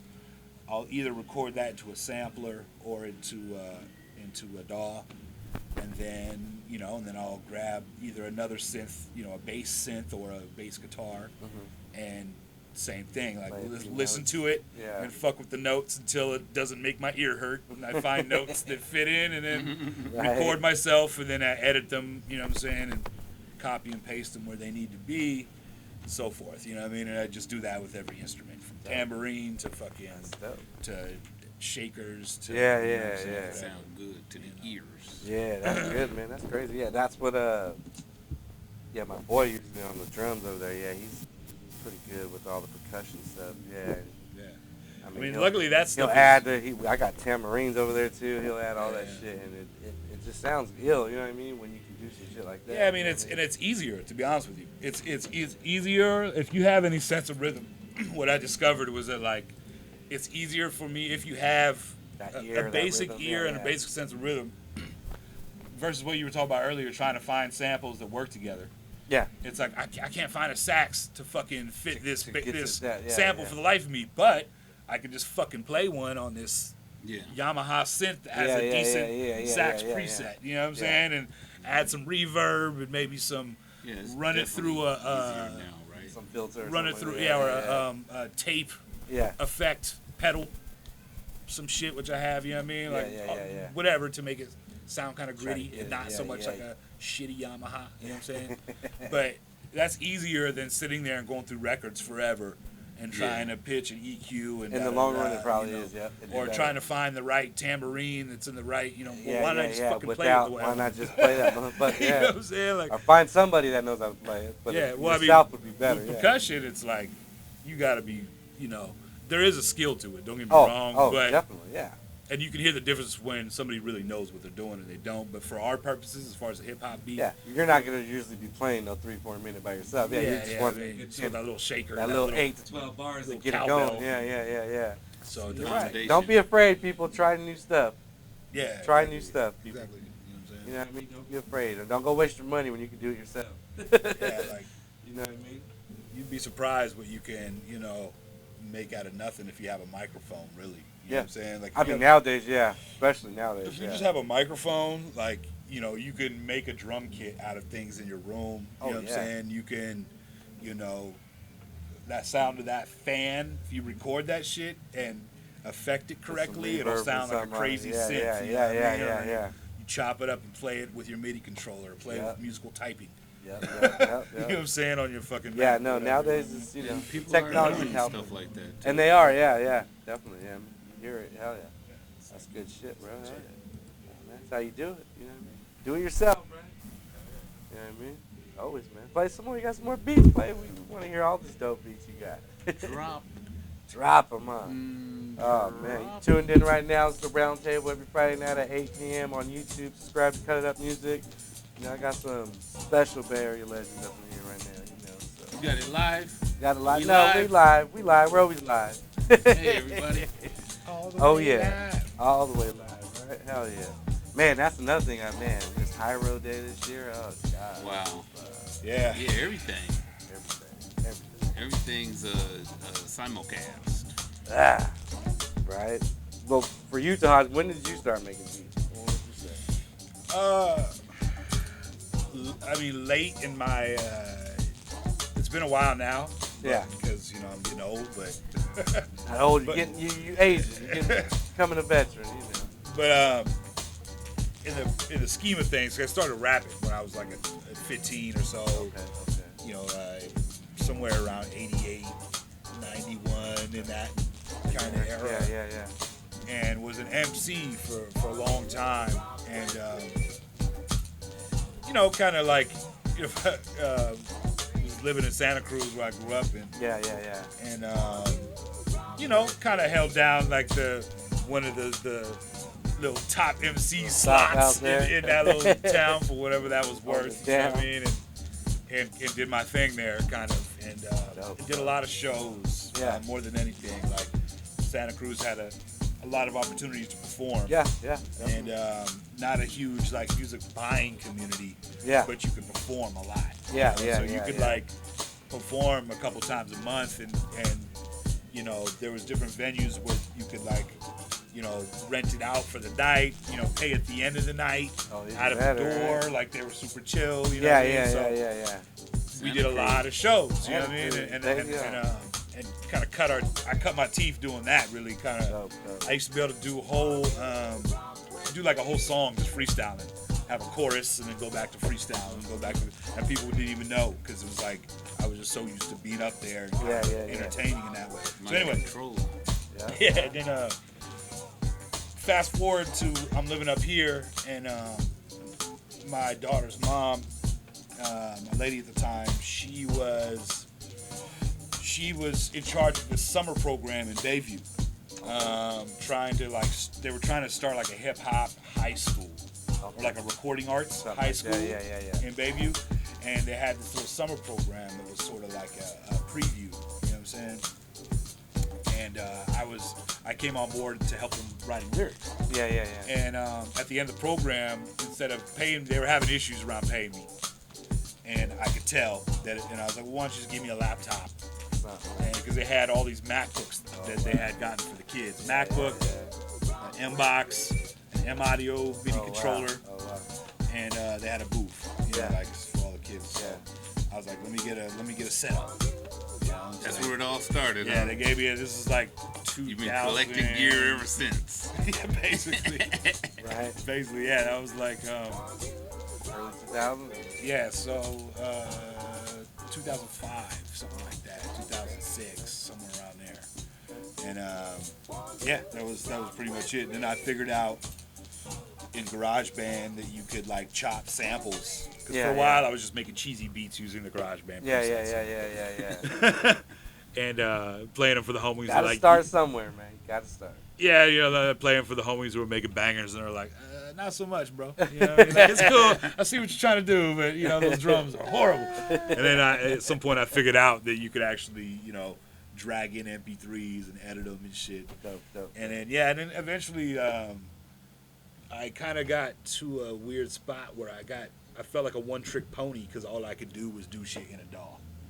I didn't feel like a real producer that could earn the respect of all the guys I looked up to. You know what I mean? And that probably isn't even the case. They could care less. But I was like, I need to learn how to use some machines and be able to use hardware. And so, That's kind of where it came in. Yeah, and then back to like what me and True were talking about I tried to get away from sampling as much too. So then that's what led to all the synthesizers and gadgets and shit. Because I was just like, good.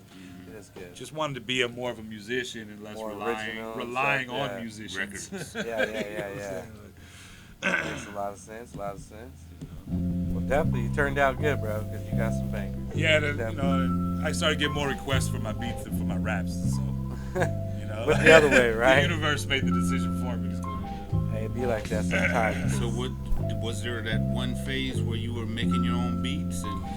Yeah, I mean, I have. I still rap, and I still, most albums. I've got a pretty healthy catalog of albums I produced for other people. Yeah. After this year, I counted. After this year, like with the projects that are coming out this year, I'll have 13 albums. Okay. Like as a rapper or as a producer? As a producer. Oh, okay. And studio release albums. He's a veteran. Oh, definitely. Sure. And I've rapped on a good half of those at least. At least a song, whatever. I'll do choruses. You know what I mean? It's like I'm always there for that. Yeah, that's dope. And rapping is like sort of because I did it for so long, it's almost easier, and I still do it. So it's if someone's like, oh, I need a chorus, I'm like, oh yeah. Sometimes even I might be working with an artist where I'm actually a more seasoned rapper than they are. So I'm not sitting there listening to them. I'm like, I'll just can I just, you know what I'm saying? Like, can I just make a little adjustment right here? Let me show you this real quick. Let me show you a little trick. Yeah. Maybe if I write the chorus, you know what I mean? Yeah. But that's not that often. Now, do you find that, I guess on the same note, is it hard to work with some people that you don't really like, I guess? Or I wouldn't say like, but you're not too fond of their, I guess, bars, I guess, or whatever you mean? I don't really. How, like... I just don't really do it. I mean, and it's no, I don't need to even be like... So it's not just about the money, then? Yeah. Nah. I mean, one time I did Don't get me wrong, we've all done stuff, hey. I did an album for an artist that's horrible. Like I've tried to listen to it recently, and it was a woman, and she was. So that's my question would be more like, would you not work with someone because of that reason? Because you felt it was a situation where so I guess there's exceptions, right? Because it was interesting to do it for other reasons, and she was cool. Yeah.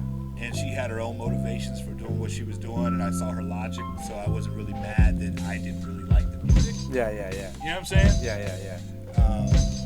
And it turns out, oddly enough, just to give you a sense of the kind of music it is, she hit me up recently to tell me that the guy from Insane Clown Posse told her that it's one of his favorite albums of the year.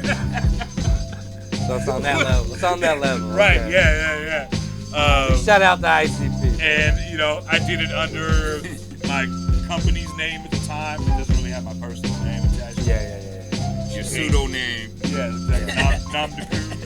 Right. She paid me and the homies up front.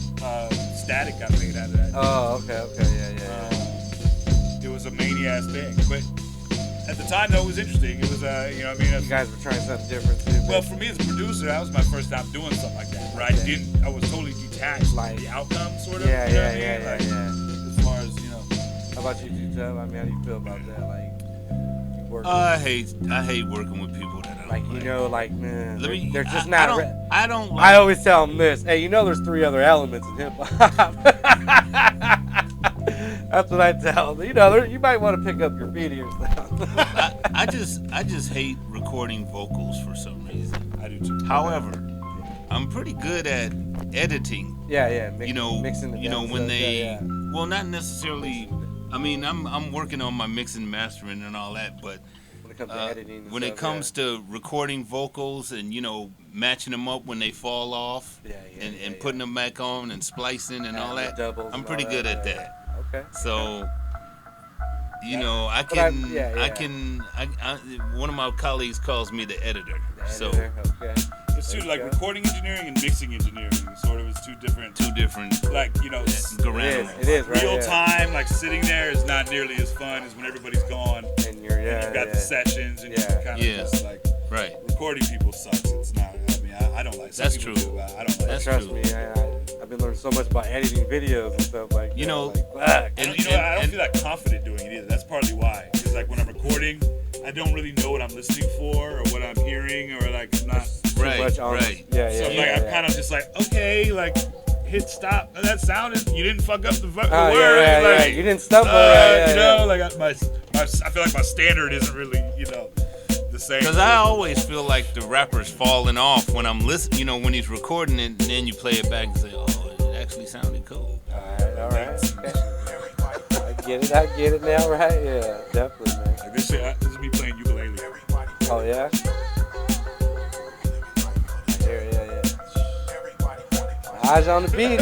Y'all better get it while it's hot. I recorded myself playing the ukulele with an SB202 as the microphone. Yeah. Recorded it into the SB202 and then played the samples with the 202. That's sick, bro. That's sick. And you would have asked anybody else, they would probably thought it was a sample. Yeah. Because it sounds.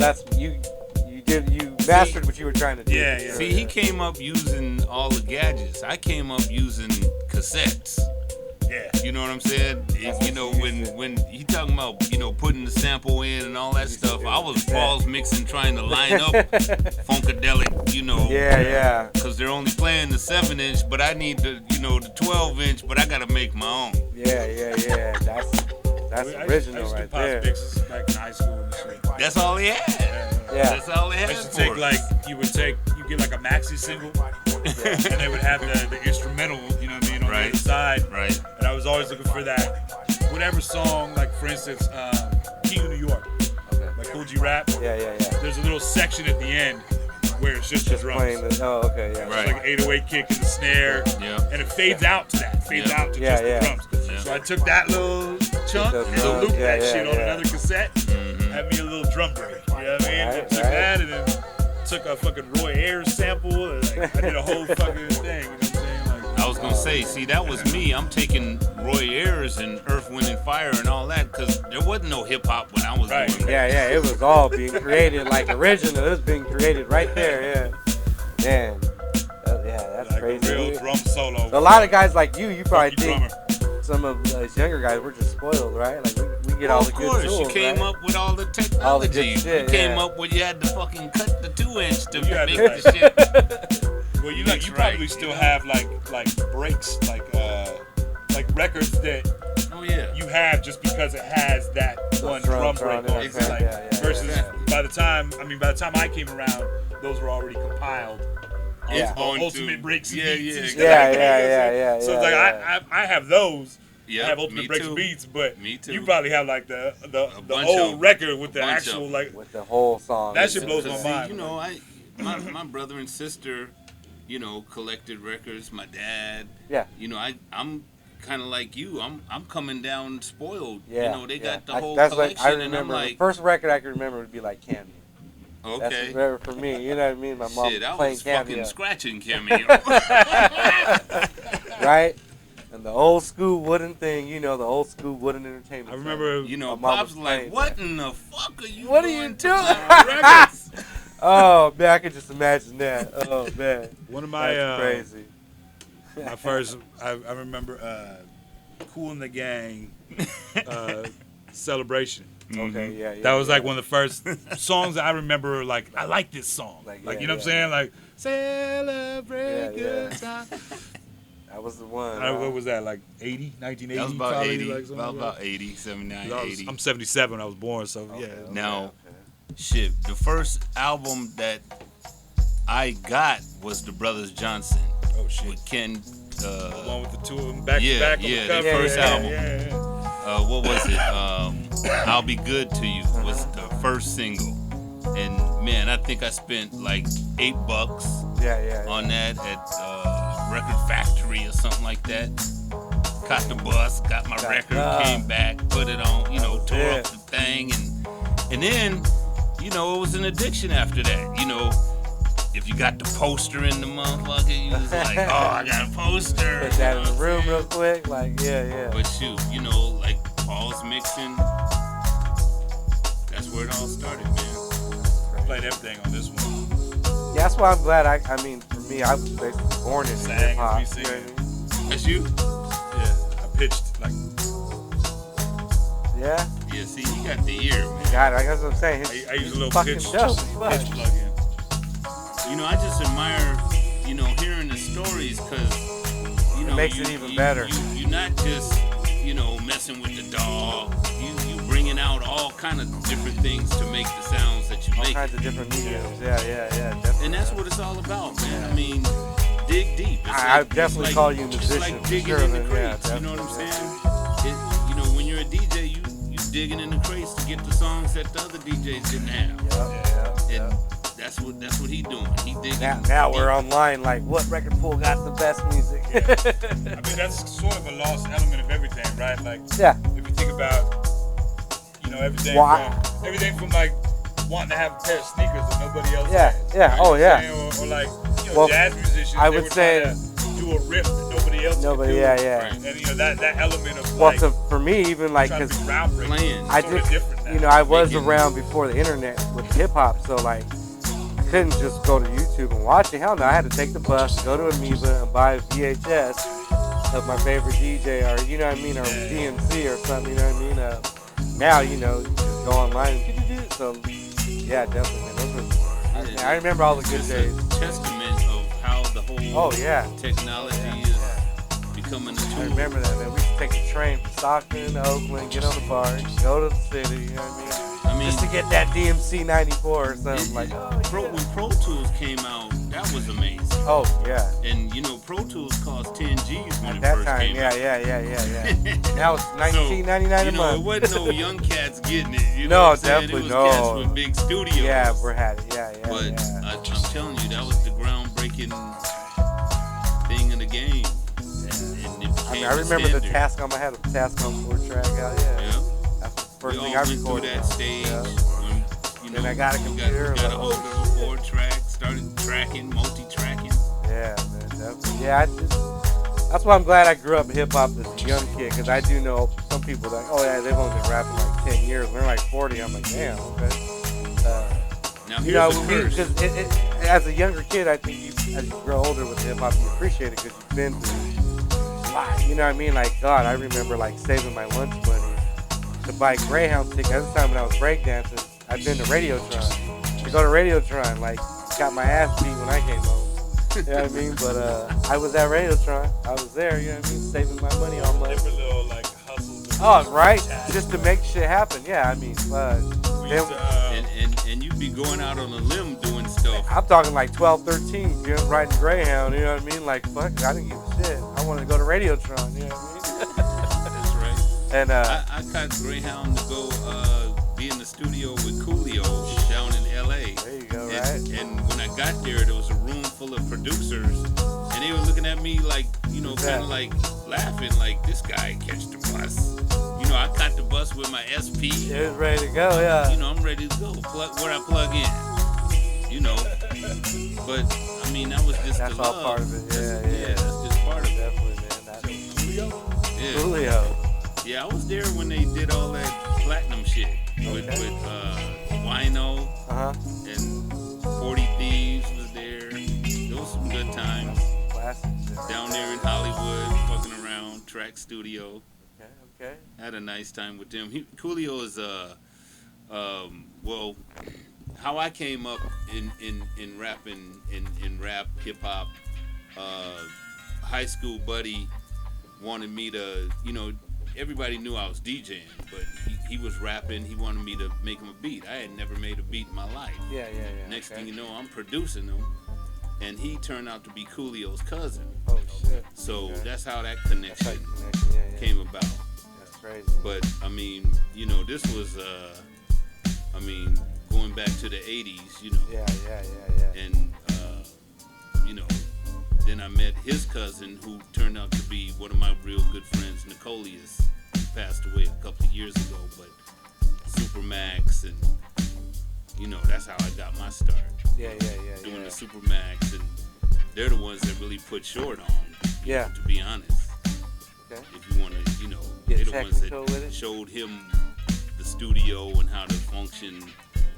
Whereas he was fucking with Tascams and doing shit out the trunk. Come on, man, bro, record that shit. Yeah, let's get it so right. they took him over to Different Fur. Okay. And they still around in the city. Yeah, I've been there before. Mm-hmm. Big studios. Different Fur? Yeah. Shoot. Isn't over there on Valencia? I'm not sure. Okay, off Valencia, yeah. Because I haven't heard that name in hella long, and I'm like, yeah, I've been there before. Yeah, they actually got some pretty good rates right now. Do some mixing on the big board. Yeah. Somebody I knew used to have a lab there or something. Yeah, a room, huh? Yeah, fuck. Yeah. That's crazy. But no, a lot of famous San Francisco, Bay Area stuff came out of there. Yeah. And at the time, they were the high end, big time, especially in Frisco. So. Yeah. And then, we went and started messing with Al Eaton. Al Eaton, the one that produced Life Is and all that stuff, and basically got Short signed. And then 40 came right behind him. Right behind them, right? Yeah. Yeah, because we were all going over there as youngsters. Yeah. See them cats and, just give them dap. It was all ego, though. You know what I'm saying? It was competition. Definitely. So that still goes on today. Well, yeah, but I mean, most of us youngsters have graduated from that phase. Yeah, well, I don't know, because I know a lot of rappers out here in the Bay right now. Some of them are veterans, and they got studios too. Well, it don't stop, but some of them ain't even that big, and I'm like, whoa, bro, if I hang out with you on Friday night, we still in the same boat. If I still see you on Friday and Saturday, we in the same boat. Calm down, you know what I mean? It's like, it's funny because there's a whole bunch of guys that we're probably talking about the same people, you know what I mean? We're in, they make their money off of being famous in somebody else's eyes. Yeah. So it's like they're getting paid to do features, but their own albums don't sell. That's interesting. Like nobody's paying them to show up. Nobody's paying them, but some motherfucker will pay you to do a verse. So it's like they're kind of living off of this thing where it's like they're, people are under the impression that somehow the dude who sells none of his own records is gonna make yours sell. I don't know how that works. 5 people watching this live, right? Yeah. Shout out to them 5 though. A whole though. bunch of motherfuckers. Hey, gotta support. Shut up. You're ruining the game. Shut up.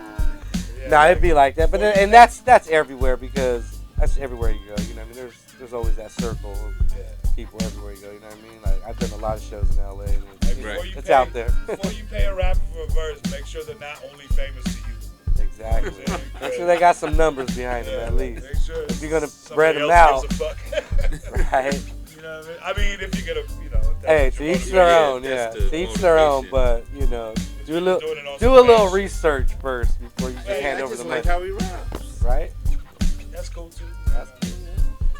Each their own, right? That's what I always say. You know, if that's your motivation, I guess. That's what I'm saying. To boost yourself, then you know what I mean. You know, everybody has Don't waste your their money. own, you know, priority. Expectations, I guess, or whatever. Yeah, I mean, whatever, like you said, motivation. You know,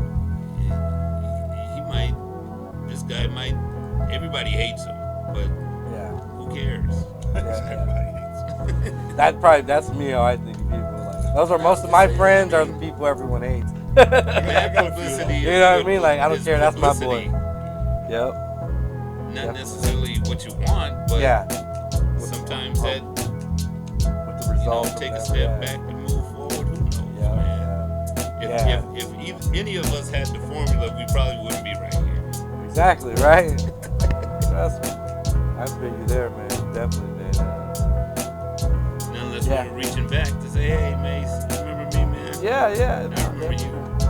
I don't know. I guess it just all depends where you come from and where you look at things, too. You know what I mean? Definitely. Yeah, at this point, it's just love for me, man.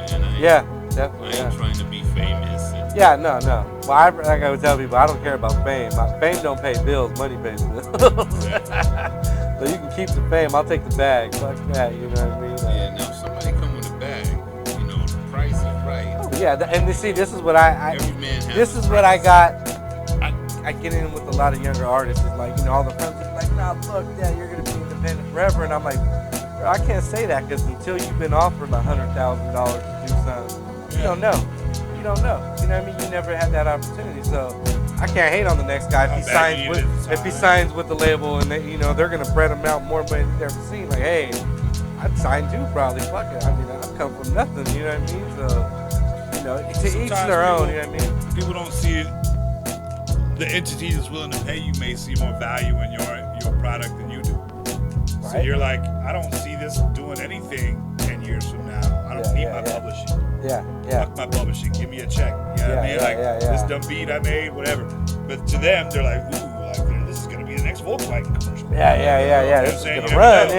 So I mean, it's just sometimes there are people that they genuinely don't give a fuck. They're just like, you know what I mean? Like, just give me the check. Definitely, man. No, there is people like that. Definitely. That's why I tell people. Not knowing that you can do both. Yes. Well, like I always say, if they're offering you 100, they're probably making 100 times that 100. So, always negotiate. Never take the first deal. Well, I mean, people can do things where there's a lot of different ways in which you can, if you've got your publishing correct, then they've got to buy it from you. Basically, and if they never bring it up, then you still own the publishing. And a lot of people, the way they're doing business nowadays, it's not like a major label. The words might not even come out their mouth. It might not even be something they're thinking about either. They're thinking about sales, streams, downloads. Now it's all about streams. They might not be even considering that. So you could sell somebody a beat. You're like, yeah, it's your beat, and you've already got it registered under your fucking publishing. So it's like, unless they do something, take some action. You're gonna get yours still. It's still your music. So you can be, pay me $10,000 for that beat, and it's yours. But you still got the publishing, and as a producer, you may think, because you're the rapper that I'm the songwriter and producer. So I get 50 cents off the top, and you and your partner that you rap with have to split the rest. You know what I'm saying? That girl you got singing the chorus, she gets a chunk of that too. You know what I'm saying? All the motherfuckers. I'm getting my 50. Half is mine. You know what I'm saying? So, I mean, but that's in the event that something actually accumulates publishing. You know what I'm saying? Something gets more to that part. That part. I wish that catalog I was speaking of earlier was steadily building up a bunch of publishing money. Don't we all? But that's why you put it out, right? Because you never know. You never know. Like you said, Volkswagen commercial, you never know who's going to pick it up and run with it. Well, that and I feel like it's a resume. Exactly. You know what I'm saying? So that's what your whole life is really built. If nothing else, if nothing else, my Bandcamp is basically a resume of what I'm capable of on my own. Intellectual property. This is what I could do. I could put out a dozen records. Yeah. You know what I'm saying? With the help of, some homies and whatever. Yeah. I could put, we can make this music you happen. can facilitate that and, plan, for sure. Making beats in my living room and recording at the homie's house. You know what I'm saying? Whatever, make all that shit happen. Yeah. So if some entity is interested in looking for, a production deal or something, I might be that guy. You know what I'm saying? Yeah. Well, I hope you get it. I hope you get it. I hope you Here's get the to deal. wishing. Get the deal, man. Get the deal, man. I hope we all get what we want. Right, man. We're trying, man. Yeah. I just want to DJ a party. That's all I want to do. I just want to DJ. I just want to DJ a real party. Element. A real party, not a social distance party. Because I have DJed some of this stupid outside shit, and it's cool, but it's not the same. DJing in COVID is like DJing a party full of wallflowers. Right. That's how I look at it. Instead of just the 2 wallflowers, you got 100 wallflowers now. Like, goddamn, where's the fun? It's level the playing field though, and all those people that were throwing parties that already look like that, they don't look so bad. Yeah. They don't look so bad now, right? Like, damn. Oh, it's like me. Like the last a lot of place. people's parties look like COVID parties already. We've had. I used to be at the. You've been throwing COVID You've parties. been throwing social distance parties. Well, no, I've been telling a lot of my homies that like, bro, you've been social distance. You never come outside. Shut up. You already been on this team. Shit. But no, it'd be like that, man. I mean, I just want to DJ a real party. You know what I mean? So I'm praying they fix this situation, get the vaccine, get everybody back to normal. Something. I was thinking about it, because my girl, like I said, she's into house music. She's really into house DJs, follows a lot of DJs. Yeah. And I was thinking, how a trip it must be because, like, both DJing and dancing are so performative. Yeah. That it, like, you know what I'm saying? There's not a huge avenue for you to just create and sell a product. Yeah. Right? You can. I mean, you can make DJ mixes and you can. Yeah. I guess a dancer could make like instructional videos or whatever, but there's not really a lot, not in the way that I can make beats and sell them. Yeah. I can just make 10 beats, put an album up on Ours has tomorrow. to be live. Like, it has to be like. Yeah. Even rapping, you know what I mean? Like, has some element. That's why, like that. I said, I haven't been big on Twitch. I've been trying it. I haven't been big with, it's just the energy is not there. You know what I mean? Like, there's nothing like a live party with people dancing, having a good time. Like, yeah. I never thought we would be here. Never thought this was coming. This is way came out of left field, right? This came like, whoa. If you would have said this last year, I'd have been like, man, you smoking. You can fucking bring mixtapes back. Right? Yeah. You know what I'm saying? Like, reapproach the whole mixtape thing. You know what I mean? That might be a fun thing to do, especially like you said earlier. You talk about the production show. Yeah. You got all these different producers and rappers across the hall, down the hall. We got a lot. Yeah. You know what I mean? Oh yeah. Some tableless mixtapes. You know what I'm saying? Like, might be in the works. All the homies. Might be in the works. Definitely, I would love to do like a beat one. Yeah. Like, basically, what I would love to do is just take everybody's instrumentals. Yeah. And just mix them for an hour. I've been trying to I've done that. Like, I did a few. I did one with DJ Kiko Man. I did one with Static. Okay. Yeah. And it's like for me that's like the preferred way because it adds the DJ element, which I would always like to keep involved. Yeah. But also, honestly, for me, it saves me the time of having to actually like make an album. Like I can make the beats, and then the part that's kind of tedious is going through them all, deciding which ones are gonna make the album, and trying to make a track listing and da. So if a DJ was more interested in doing that, I would love to fucking have some. We might have to talk, Tahaj. We might have to talk. Yeah, you know what I mean? Definitely. Because I love playing instrumentals because like most things I party for MC. So, like I'm usually always just dropping beats. You know what I mean? And, it makes and also because my tendency is to make beats structured to be fucking a song. awesome right here. Come on. Beat is awesome. Got a Bjork sample in there. Yeah. And me trying to play guitar a little bit. Play the bass. Yeah. Is that what it is? Okay. So you fuck with the bass a little bit? A little bit, yeah. I can do little parts and then. But that's all you need, though. You know what I'm saying, it's like you said, you're not gonna sit there and play bass for 2 hours on stage. No, you're gonna just get that little sample. I've got a few different little. I've got a bass. I've got like I've got a what's called a key bass. It's like it's like the low end of a Rhodes. Okay. Just like the bottom octave of the Rhodes. I've got a mini brute, bass synth. I've got, just a couple different ways. So kind of depending on the sample. I've got a bass ukulele. Okay. It's like a fucking. It looks like a ukulele, but it's got big. They almost look like udon strings. Oh wow. They're rubber or polyurethane. These big fat white rubber strings. Oh wow. He's playing the low notes. Yeah, and it's a bass guitar, but it's about the size of a ukulele, and it's wood, so it sounds like a stand-up bass. Oh, okay. And so you'll hear that on some songs too. Was that it on that one? Not on that one. No, I'm not sure. I think this was the regular, just the bass. P bass. Yeah. Sound good, huh? I like shit. I'll scratch all day. Man, you guys are reminding me of some stuff I used to do back in the days. Like, I don't know if you guys remember. Remember there was a record store like on Telegraph where you can go in and they'd have the record player and you could actually record. Oh, really? Yeah. I think I don't know what year, but what year are you talking about? Oh man, this was way back in the days. Must have been the late '90s or something. Maybe 2000, but it was late '90s, I'm sure. And they had But I remember there's up Telegraph or like. Not like before you get to the main part, right? Like on Telegraph, maybe it was Broadway. Because there used to be one by Phil Hill. There used to be this little mom and pop. Yeah. Funky Soul something or Soul Records. Yeah, I don't remember the name, but I remember they used to have these little stereo sets. Yeah. Oh, okay. Where you can go in there and put some headphones on. And I talked the owner into letting me bring my Tascam in there.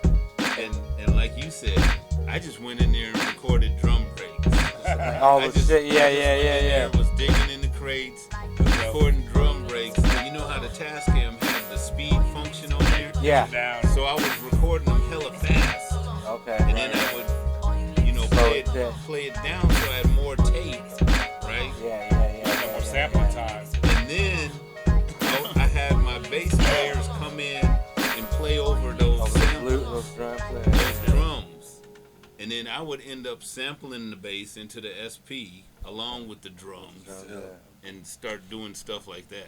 I was thinking too with that pitch you could, because you got that short sampling time in the SP, so you could get that break in there, right? And then pitch it down. I mean, exactly. That's what it's for. Because you only had 2.5 seconds at a time with the SP. That's crazy. That's the 1200. The 12 didn't even have that. Okay. It had less time. Oh wow. But you always recording at 78 or 45 or the higher speed to preserve that time. One of the reasons why people think that those machines, they think they impart that 90s sound to the machines only. Yeah. And it was actually that process. Right. More. It Sampling was fast a little and pitching both. down. Yeah. That adds like the ring. Exactly. Yeah. Exactly that. But it was the machine too, though. It was the SP2 that had a natural ring. But then, like you said, once you pitch it down, then it came out more. Even more. Yeah. But oh man, I was trying to be creative back in the days. We're gonna have to go way that whole scenario. Or try to go under real quick. It's like over here. It's right by your foot. All right. Yeah, you guys over here blazing on this good ass weed. I'm gonna have to put my little thing in my. All right. Be left out. Oh no, do you need some or what? I got some. No, I'm good. I'm good. Is that all the recorded goes? That's all I got. You want to switch sides? Yeah, because one's over here. You gotta move it more in the middle. Yeah, I can do this. There's one's actually behind that curtain. Oh, there's no outlet there, huh? Oh, okay. We gotta get it right, people. We Gotta get it right.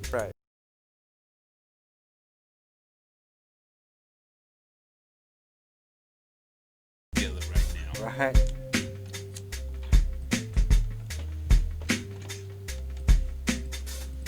Now, when we was talking earlier, I was gonna say one blessing and curse of being a producer is every song you hear, you try to break it down how they did it. Right. True. I would say almost. I mean, for me as a DJ, the same thing. Like when I hear a beat, like yeah, I'm hearing every sound effect and everything. You know what I mean? But definitely, I know for you guys, for sure.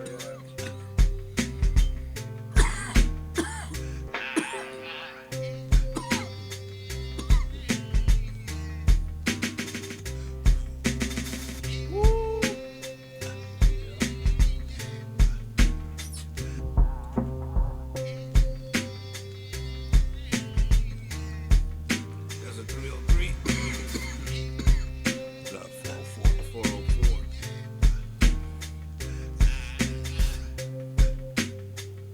Man, that's a beautiful size for a music machine. Yeah. Is it just a sampler, It's a sampler, yeah. or does it have pre-sound? Well, when you buy it, it comes with it's got an SD card Okay. that has stock sounds. Yeah, But, yeah. everybody gets rid of those. After about a week, those got to go, right? Trash. So it's just a sampler. It has what you put in it. Dope. Sampler sequencer, editor, effects box. Yeah. Yeah. It's pretty Capable- perfect to do capable like shows machine. with. Yeah. It doesn't have multi-track. So that's the only issue with it is that you have to kind of use your brain and have workarounds. And if you wanted to track something out into DAW or something, it's once you've constructed a beat in this machine, it's all you can't dissect the individual parts. Oh, There's tricks to do it, like I think my boy has the same one. there's ways. Like I've seen YouTube videos where there's ways you can mute shit. Mm-hmm. You can mute different instruments to record. And then it's one at a time, Yeah, right? yeah. But it's kind of a hassle. I usually, when I use this machine for production, I usually track things out in DAW. Okay. I don't often make a whole beat. Okay. Good. One beat at a time. Kind of construct an And element. one sound at a time. Yeah. I do all the like sound processing in this thing Yeah, for the most yeah, part. yeah, You know what I'm saying? But record it before you put another sound on. Yeah. I mean, it's got hella sampling time, so that you can keep throwing shit in there till the cows come home. But I use it for live sets too. I see a lot of people, using it for live. Is it more because it's compact? Is that kind of why? Yeah, because it has so much time. It does. You know, songs on I've there. got like a 32 megabyte card in there. So you can, that's good. Okay. So yeah, 32 gigs. 32 gigs. Yeah, sorry. And so you could put it. You know, and there's 4 banks. There's 1, 2, 3, 4, 5 banks. There's 10 banks. Each one is 2, right? Or no, 20 banks. There's 20 banks. So yeah, you could fill this motherfucker Of up. all those pads. Yeah. What is it, 16 or 12? 12 pads. Yeah. No. Yeah, 12. 12. Yeah. These are functions. And do they tune and pitch and all that stuff? Yeah, you can do most of those things. Nice. There's some people that fucking murder shit with that thing. Right. Yeah. You see Now these my boy's cats, pretty good with it. He you makes see the these jokes cats on doing the live drumming on the drum machines now, tearing shit up. Yeah. That's not my forte. That's one thing I have. No, I was gonna ask you. No, you never really got into it. All that shit is, just it's like a. Well, mostly what they're doing is just playing loops, right? That's all it is. It's not Most of a it's genre loops now. per se, but it's just a skill to itself. Yeah. Right. It's. I mean, if you can do it, like I wish I could more as a production skill, because it'd be dope to just be able to Knock some dope bang shit out. out Yeah. Isn't that how they do beat battles and stuff sometimes? Well, now they do. Yeah. Okay. think It that would depends be on dope. how talented, because a lot of the beat battles I go to, all they're doing is hitting the button. That's playing Just the loop. playing it. Just playing the loop. Just one loop out, But then I know sometimes they really go for each note, like hi-hat, kick. Well, see, Really? that would be dope to have a beat battle with cats that actually do the drumming and like that. They do. They have those. They have like finger What's his drumming name, battles. right? What's it? Not Philip, right? Yeah. Yeah. See, Today's Future Sound, right? I won a couple of those. I've heard of that. And like, and then started judging. It's kind of what you're talking about. They do like beat battle stuff or whatever you call it. I don't know. I've heard of that. Who is that? Philip Drummond. He's this cat. Oh yeah. Sound. They teach in schools. Marlon works for them. Yeah. I learned he works for them. I work for them too, though. I work for a hip hop change. Oh, okay. Yeah. Big shout out to Freedom Marlon. I worked for them for a while. I was like, Ellie's the homie. to get paid. Kids have DJ. I love doing that. Yeah. Except for when they send me to hoods, up there. Sunnydale, yeah. Get hood. I remember. It's like a whole room full of my kids. I'm like, oh, man. DJ Bilal been holding it down at the rec center up there. Yeah. I've done at Sunnydale, yeah. Been there a few times, yeah. But mostly I do the schools. We do a lot of the schools. That's cool. As far as he had me go to Sobrani Park one time. Where's that? That's in deep open, like. Oh no, I've been to like Pacifica. Yeah, that's far. I never had to go to Florida. I've been to Sausalito. I've been Jackson. It's like going to school though, right? Yeah, I go to the real school and we do assembly. Yeah. You know, Marlon does his whole little thing about hip hop and shit like that. It's cool.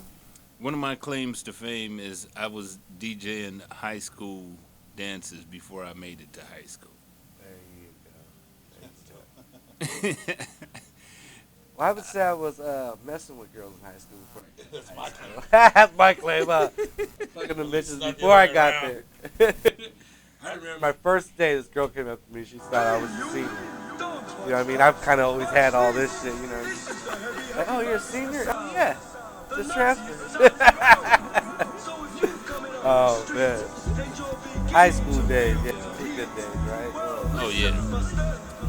I was in the graffiti a lot, so I was bombing every day, like ditching class, going to Orchard Supply and steal cans. I was the kid LL with the big box. There you go, yeah. I always had a big box. Cats used to come strut, you know, to the beats I was playing. Yeah. Pop lock, all that stuff. Yeah, but at that time I was the one that LL say box. I was right there. Got it. I was right there. Train. Oh, I was in it, bro. Like I lived that life. Every element in hip hop I've done, I mean, in full force. You know what I mean? Like from breakdancing to graffiti to DJing. You know what I mean?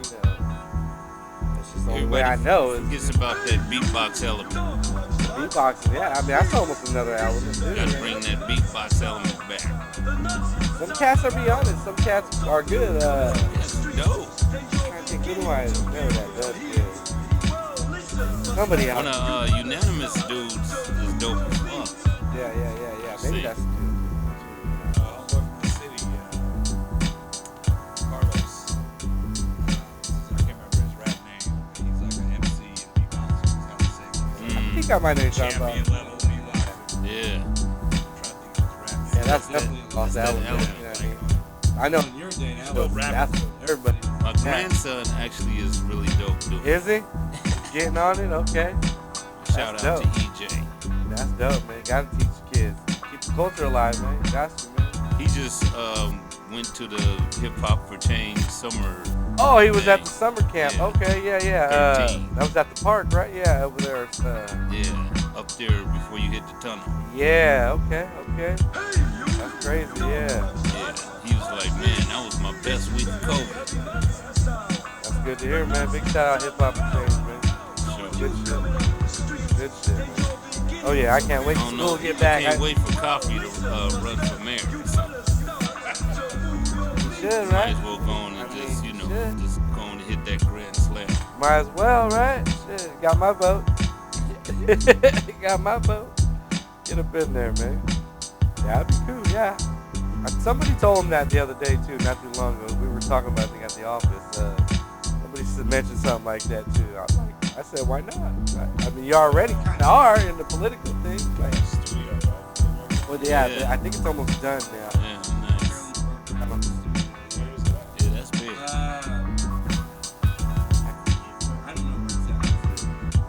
Not at the office, though. I know that. No. It's in Oakland, right? It's in Oakland, I'm pretty sure, but I know it. I don't think it's at the office, unless it's in the back part. Yeah, it's not there. I know that. Gotta keep that art form. Definitely. Next generations keep them coming, Definitely, man. we try, man. Keep them able to express themselves. That's the thing I love the most when I go to the schools and teach them how to DJ. Like, there's always that one kid that picks it up. I mean, he's sitting there, he's kind of scratching, and he's barely picking it up. You know what I mean? Like, wow. Like, you know what I mean? Or you could just see that one kid that's interested in it. Yeah. Like, you know what I mean? And that's really the gratification, you know what I mean? Is just to see some kids really express themselves artistically. Just see that they're really interested in this, you know what I mean? Yeah. That's even better than the paycheck, you know what I mean? Like, definitely. Because that kid's always going to remember that forever, you know what I mean? Hopefully they turn into a DJ or something, you know what I mean? Or whatever. Definitely, man. I try to get my kids ain't too big on much. They're still young, so we'll see. I try not to force it on them too much, you know what I mean? Because I've had homies that were, man. Yeah, I've had homies where they grew up like forced on hip hop, you know what I mean, and they kind of burned them out, you know what I mean? So my girls, they love rap music.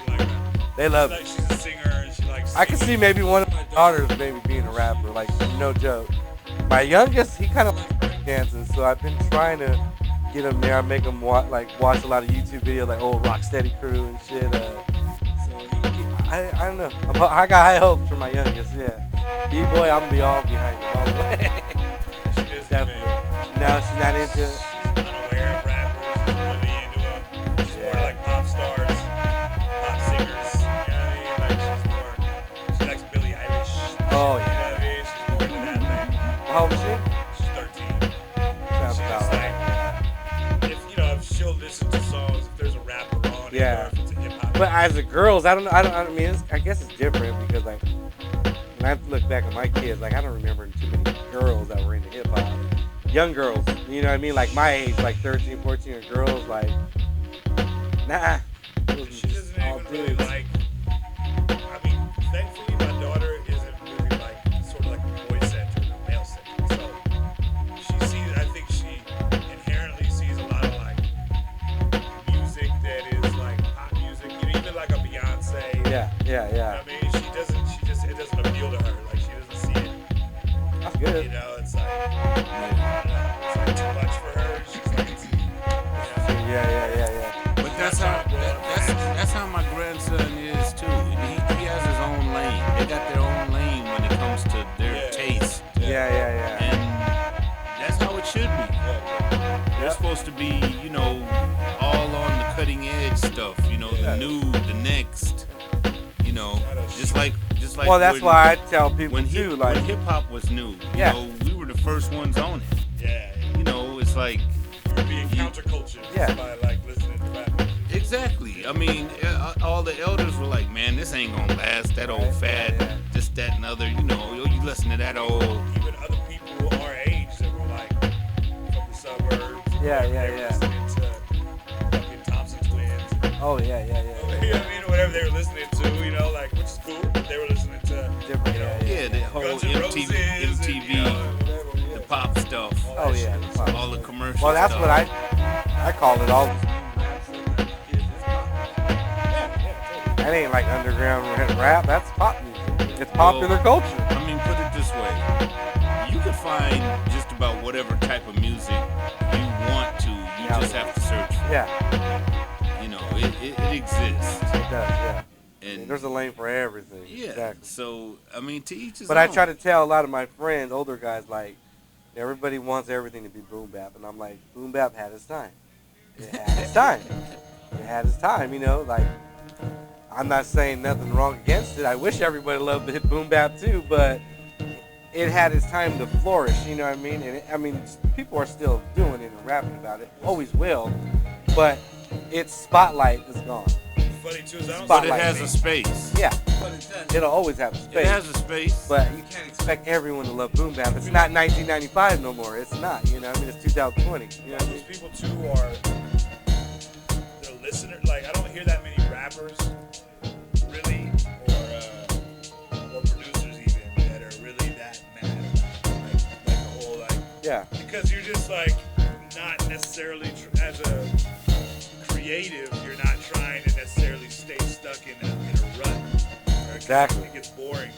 It's the listeners that kind of always want that. You know what I mean? It's like, fuck you for trying to dictate what I should be doing. Yeah. I'm trying to progress, right? I'm an artist. I'm trying to grow, and you want to keep making shit that you listen to in high school. Like, I'm sorry, bro.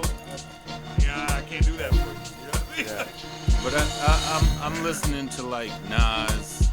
You know, I heard the Locks new project. Pretty dope. I ain't gonna lie, I heard that. It's like, you know, boom bap has a place. You know, if you're gonna listen to their whole album, you're gonna hear some boom bap. You're gonna hear a little of almost everything. I think the Locks had way more range than like the new Nas. The new Nas is just dope. It's dope. It's just it's Nas. I mean, it's Nas. But still, like, he's had some albums that I wasn't all that. Oh yeah, no. But this one, I was like, wow. No, this one too. The beats. The beats. Yeah, this one is really relevant, and the beats are knocking because, you know, he got the young cat doing it. Exactly. So, you know, he has the newer sound, but even on the more boom bap type tracks, I mean, dude still was knocking them. Yeah. Young dude was still knocking. Nah, man, that new Nas is dope. The Lock, I like the Locks too, though. I ain't gonna the lie. Locks was more like a. But I think they went more of a broad range. Yeah. Because there's like 2 songs on that Locks where I was like, I mean, I see what they're trying to do. But that song wasn't for me. Rugged, you know what I mean? but still kind of, you know, more sounding new. Yeah.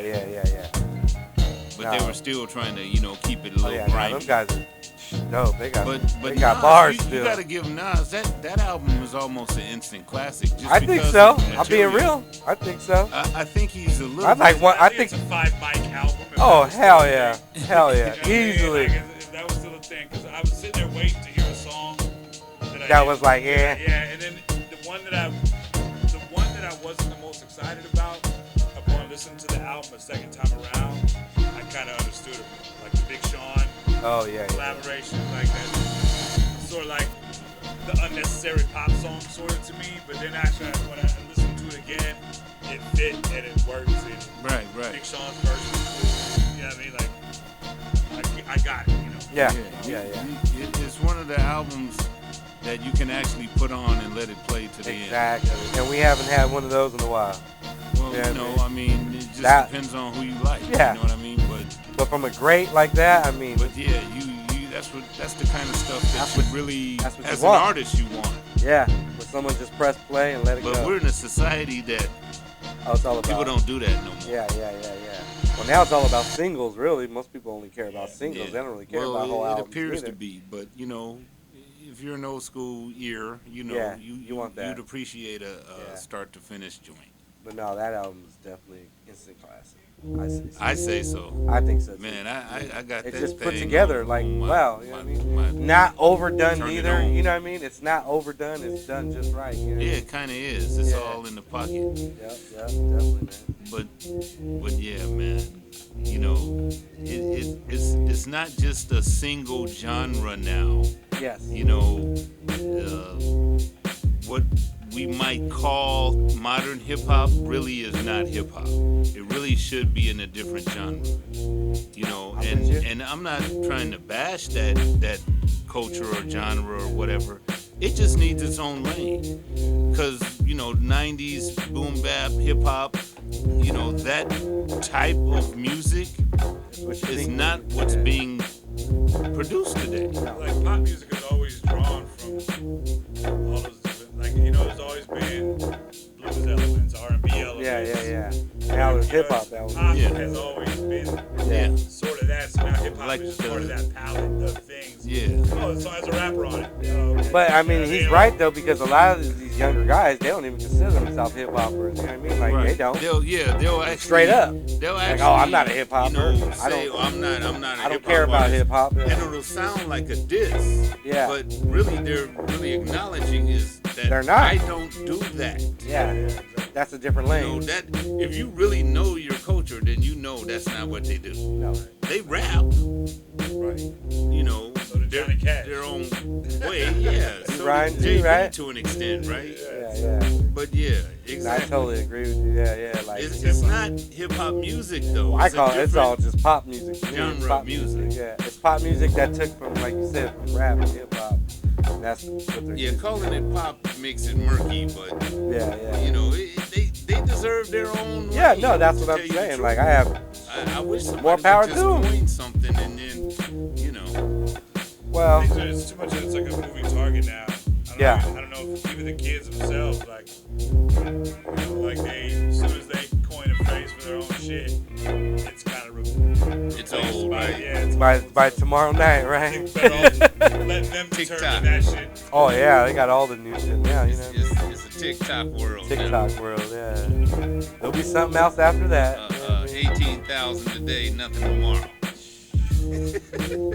Crazy shit, man. Times we're in, but hey, we gotta roll with the punches, right? Hey, man, you better learn how to roll before you get rolled over. That's right. And I give it up to the youngsters, man. They be knowing how to get down with the digital and. Oh yeah, no, they definitely. I mean, to their really, advantage. their conscience is a little bit higher on a higher vibe than ours. So, you know, I encourage you not to lie to them because once they, they got Google at their fingertips and everything's getting debunked in real time. You don't want to get on their shit list because they'll hit you. Agree with you there, man. Definitely, man. No, man, I want to thank you guys for coming, man. Definitely, it was a great episode, man. It's the Roundtable every Friday night at 8 p.m. on YouTube. Subscribe to Cut It Up Music. Tahaj, let them know where to find you at, man. All the regular places. Tahaj the First on Instagram. Tahaj the First on Twitter. Tahaj Edwards Facebook, Bandcamp, Tahaj the First, all that stuff. Look out for White Mike still practicing coming up pretty soon here. We got a bunch of cool features on there. Fashion's on there. Elemento's on there. Chris Oric. Check that out. Used to be known as Red Pill. From Mellow Music, he's on there. Some hitters on there. Crypto. So yeah. Definitely. Quiz. And I got a new B Paz. My boys D Wiz and Good Word. I'm doing a new project for them that should be coming out. I think I remember I still got the 45. That one. I still got it. Yeah. It should be coming out I want to say December. So soon. Coming out. All right. Yeah. Let them know, Too Tough, where you at? I'm too tough on just about everything. You might have to put 415.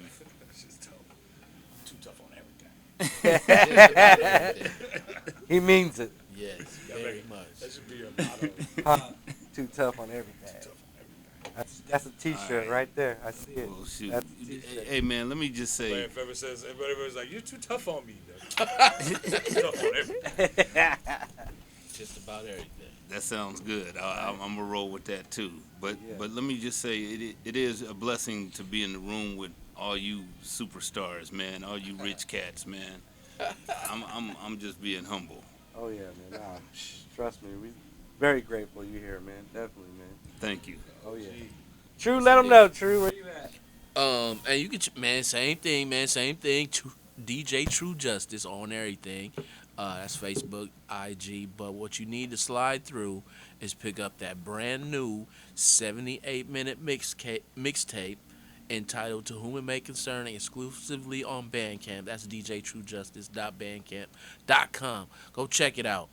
Yes. Tahaj the First has a remix that he done on that mix. Yeah. You know what I'm saying? It's up in there, the Nice and Smooth joint. It's lovely. Okay. Go check that out. Paired, you know what I'm saying? I had to, like, that part of the mix, I had to, give it up to the old school, like we were saying, the 90s, you had that actually has a special place in a lot of people's hearts. So, even though I like to, rock the new music and all of that and break records still, as our job, it's still got to show a throwback. Yeah, what I'm saying? A shout out to the old school, to make you those good feelings. So I paired him up good with this DJ Premier Queen Latifah remix. So y'all go check that out on Bandcamp. Tune and Make Concern. Thanks, man. Yeah, you know it is the Roundtable. We here every Friday night at 8 p.m. on YouTube. Subscribe to Cut It Up Music, man. Hey, thank you guys. You guys have a good night. Thank you. Right on, man.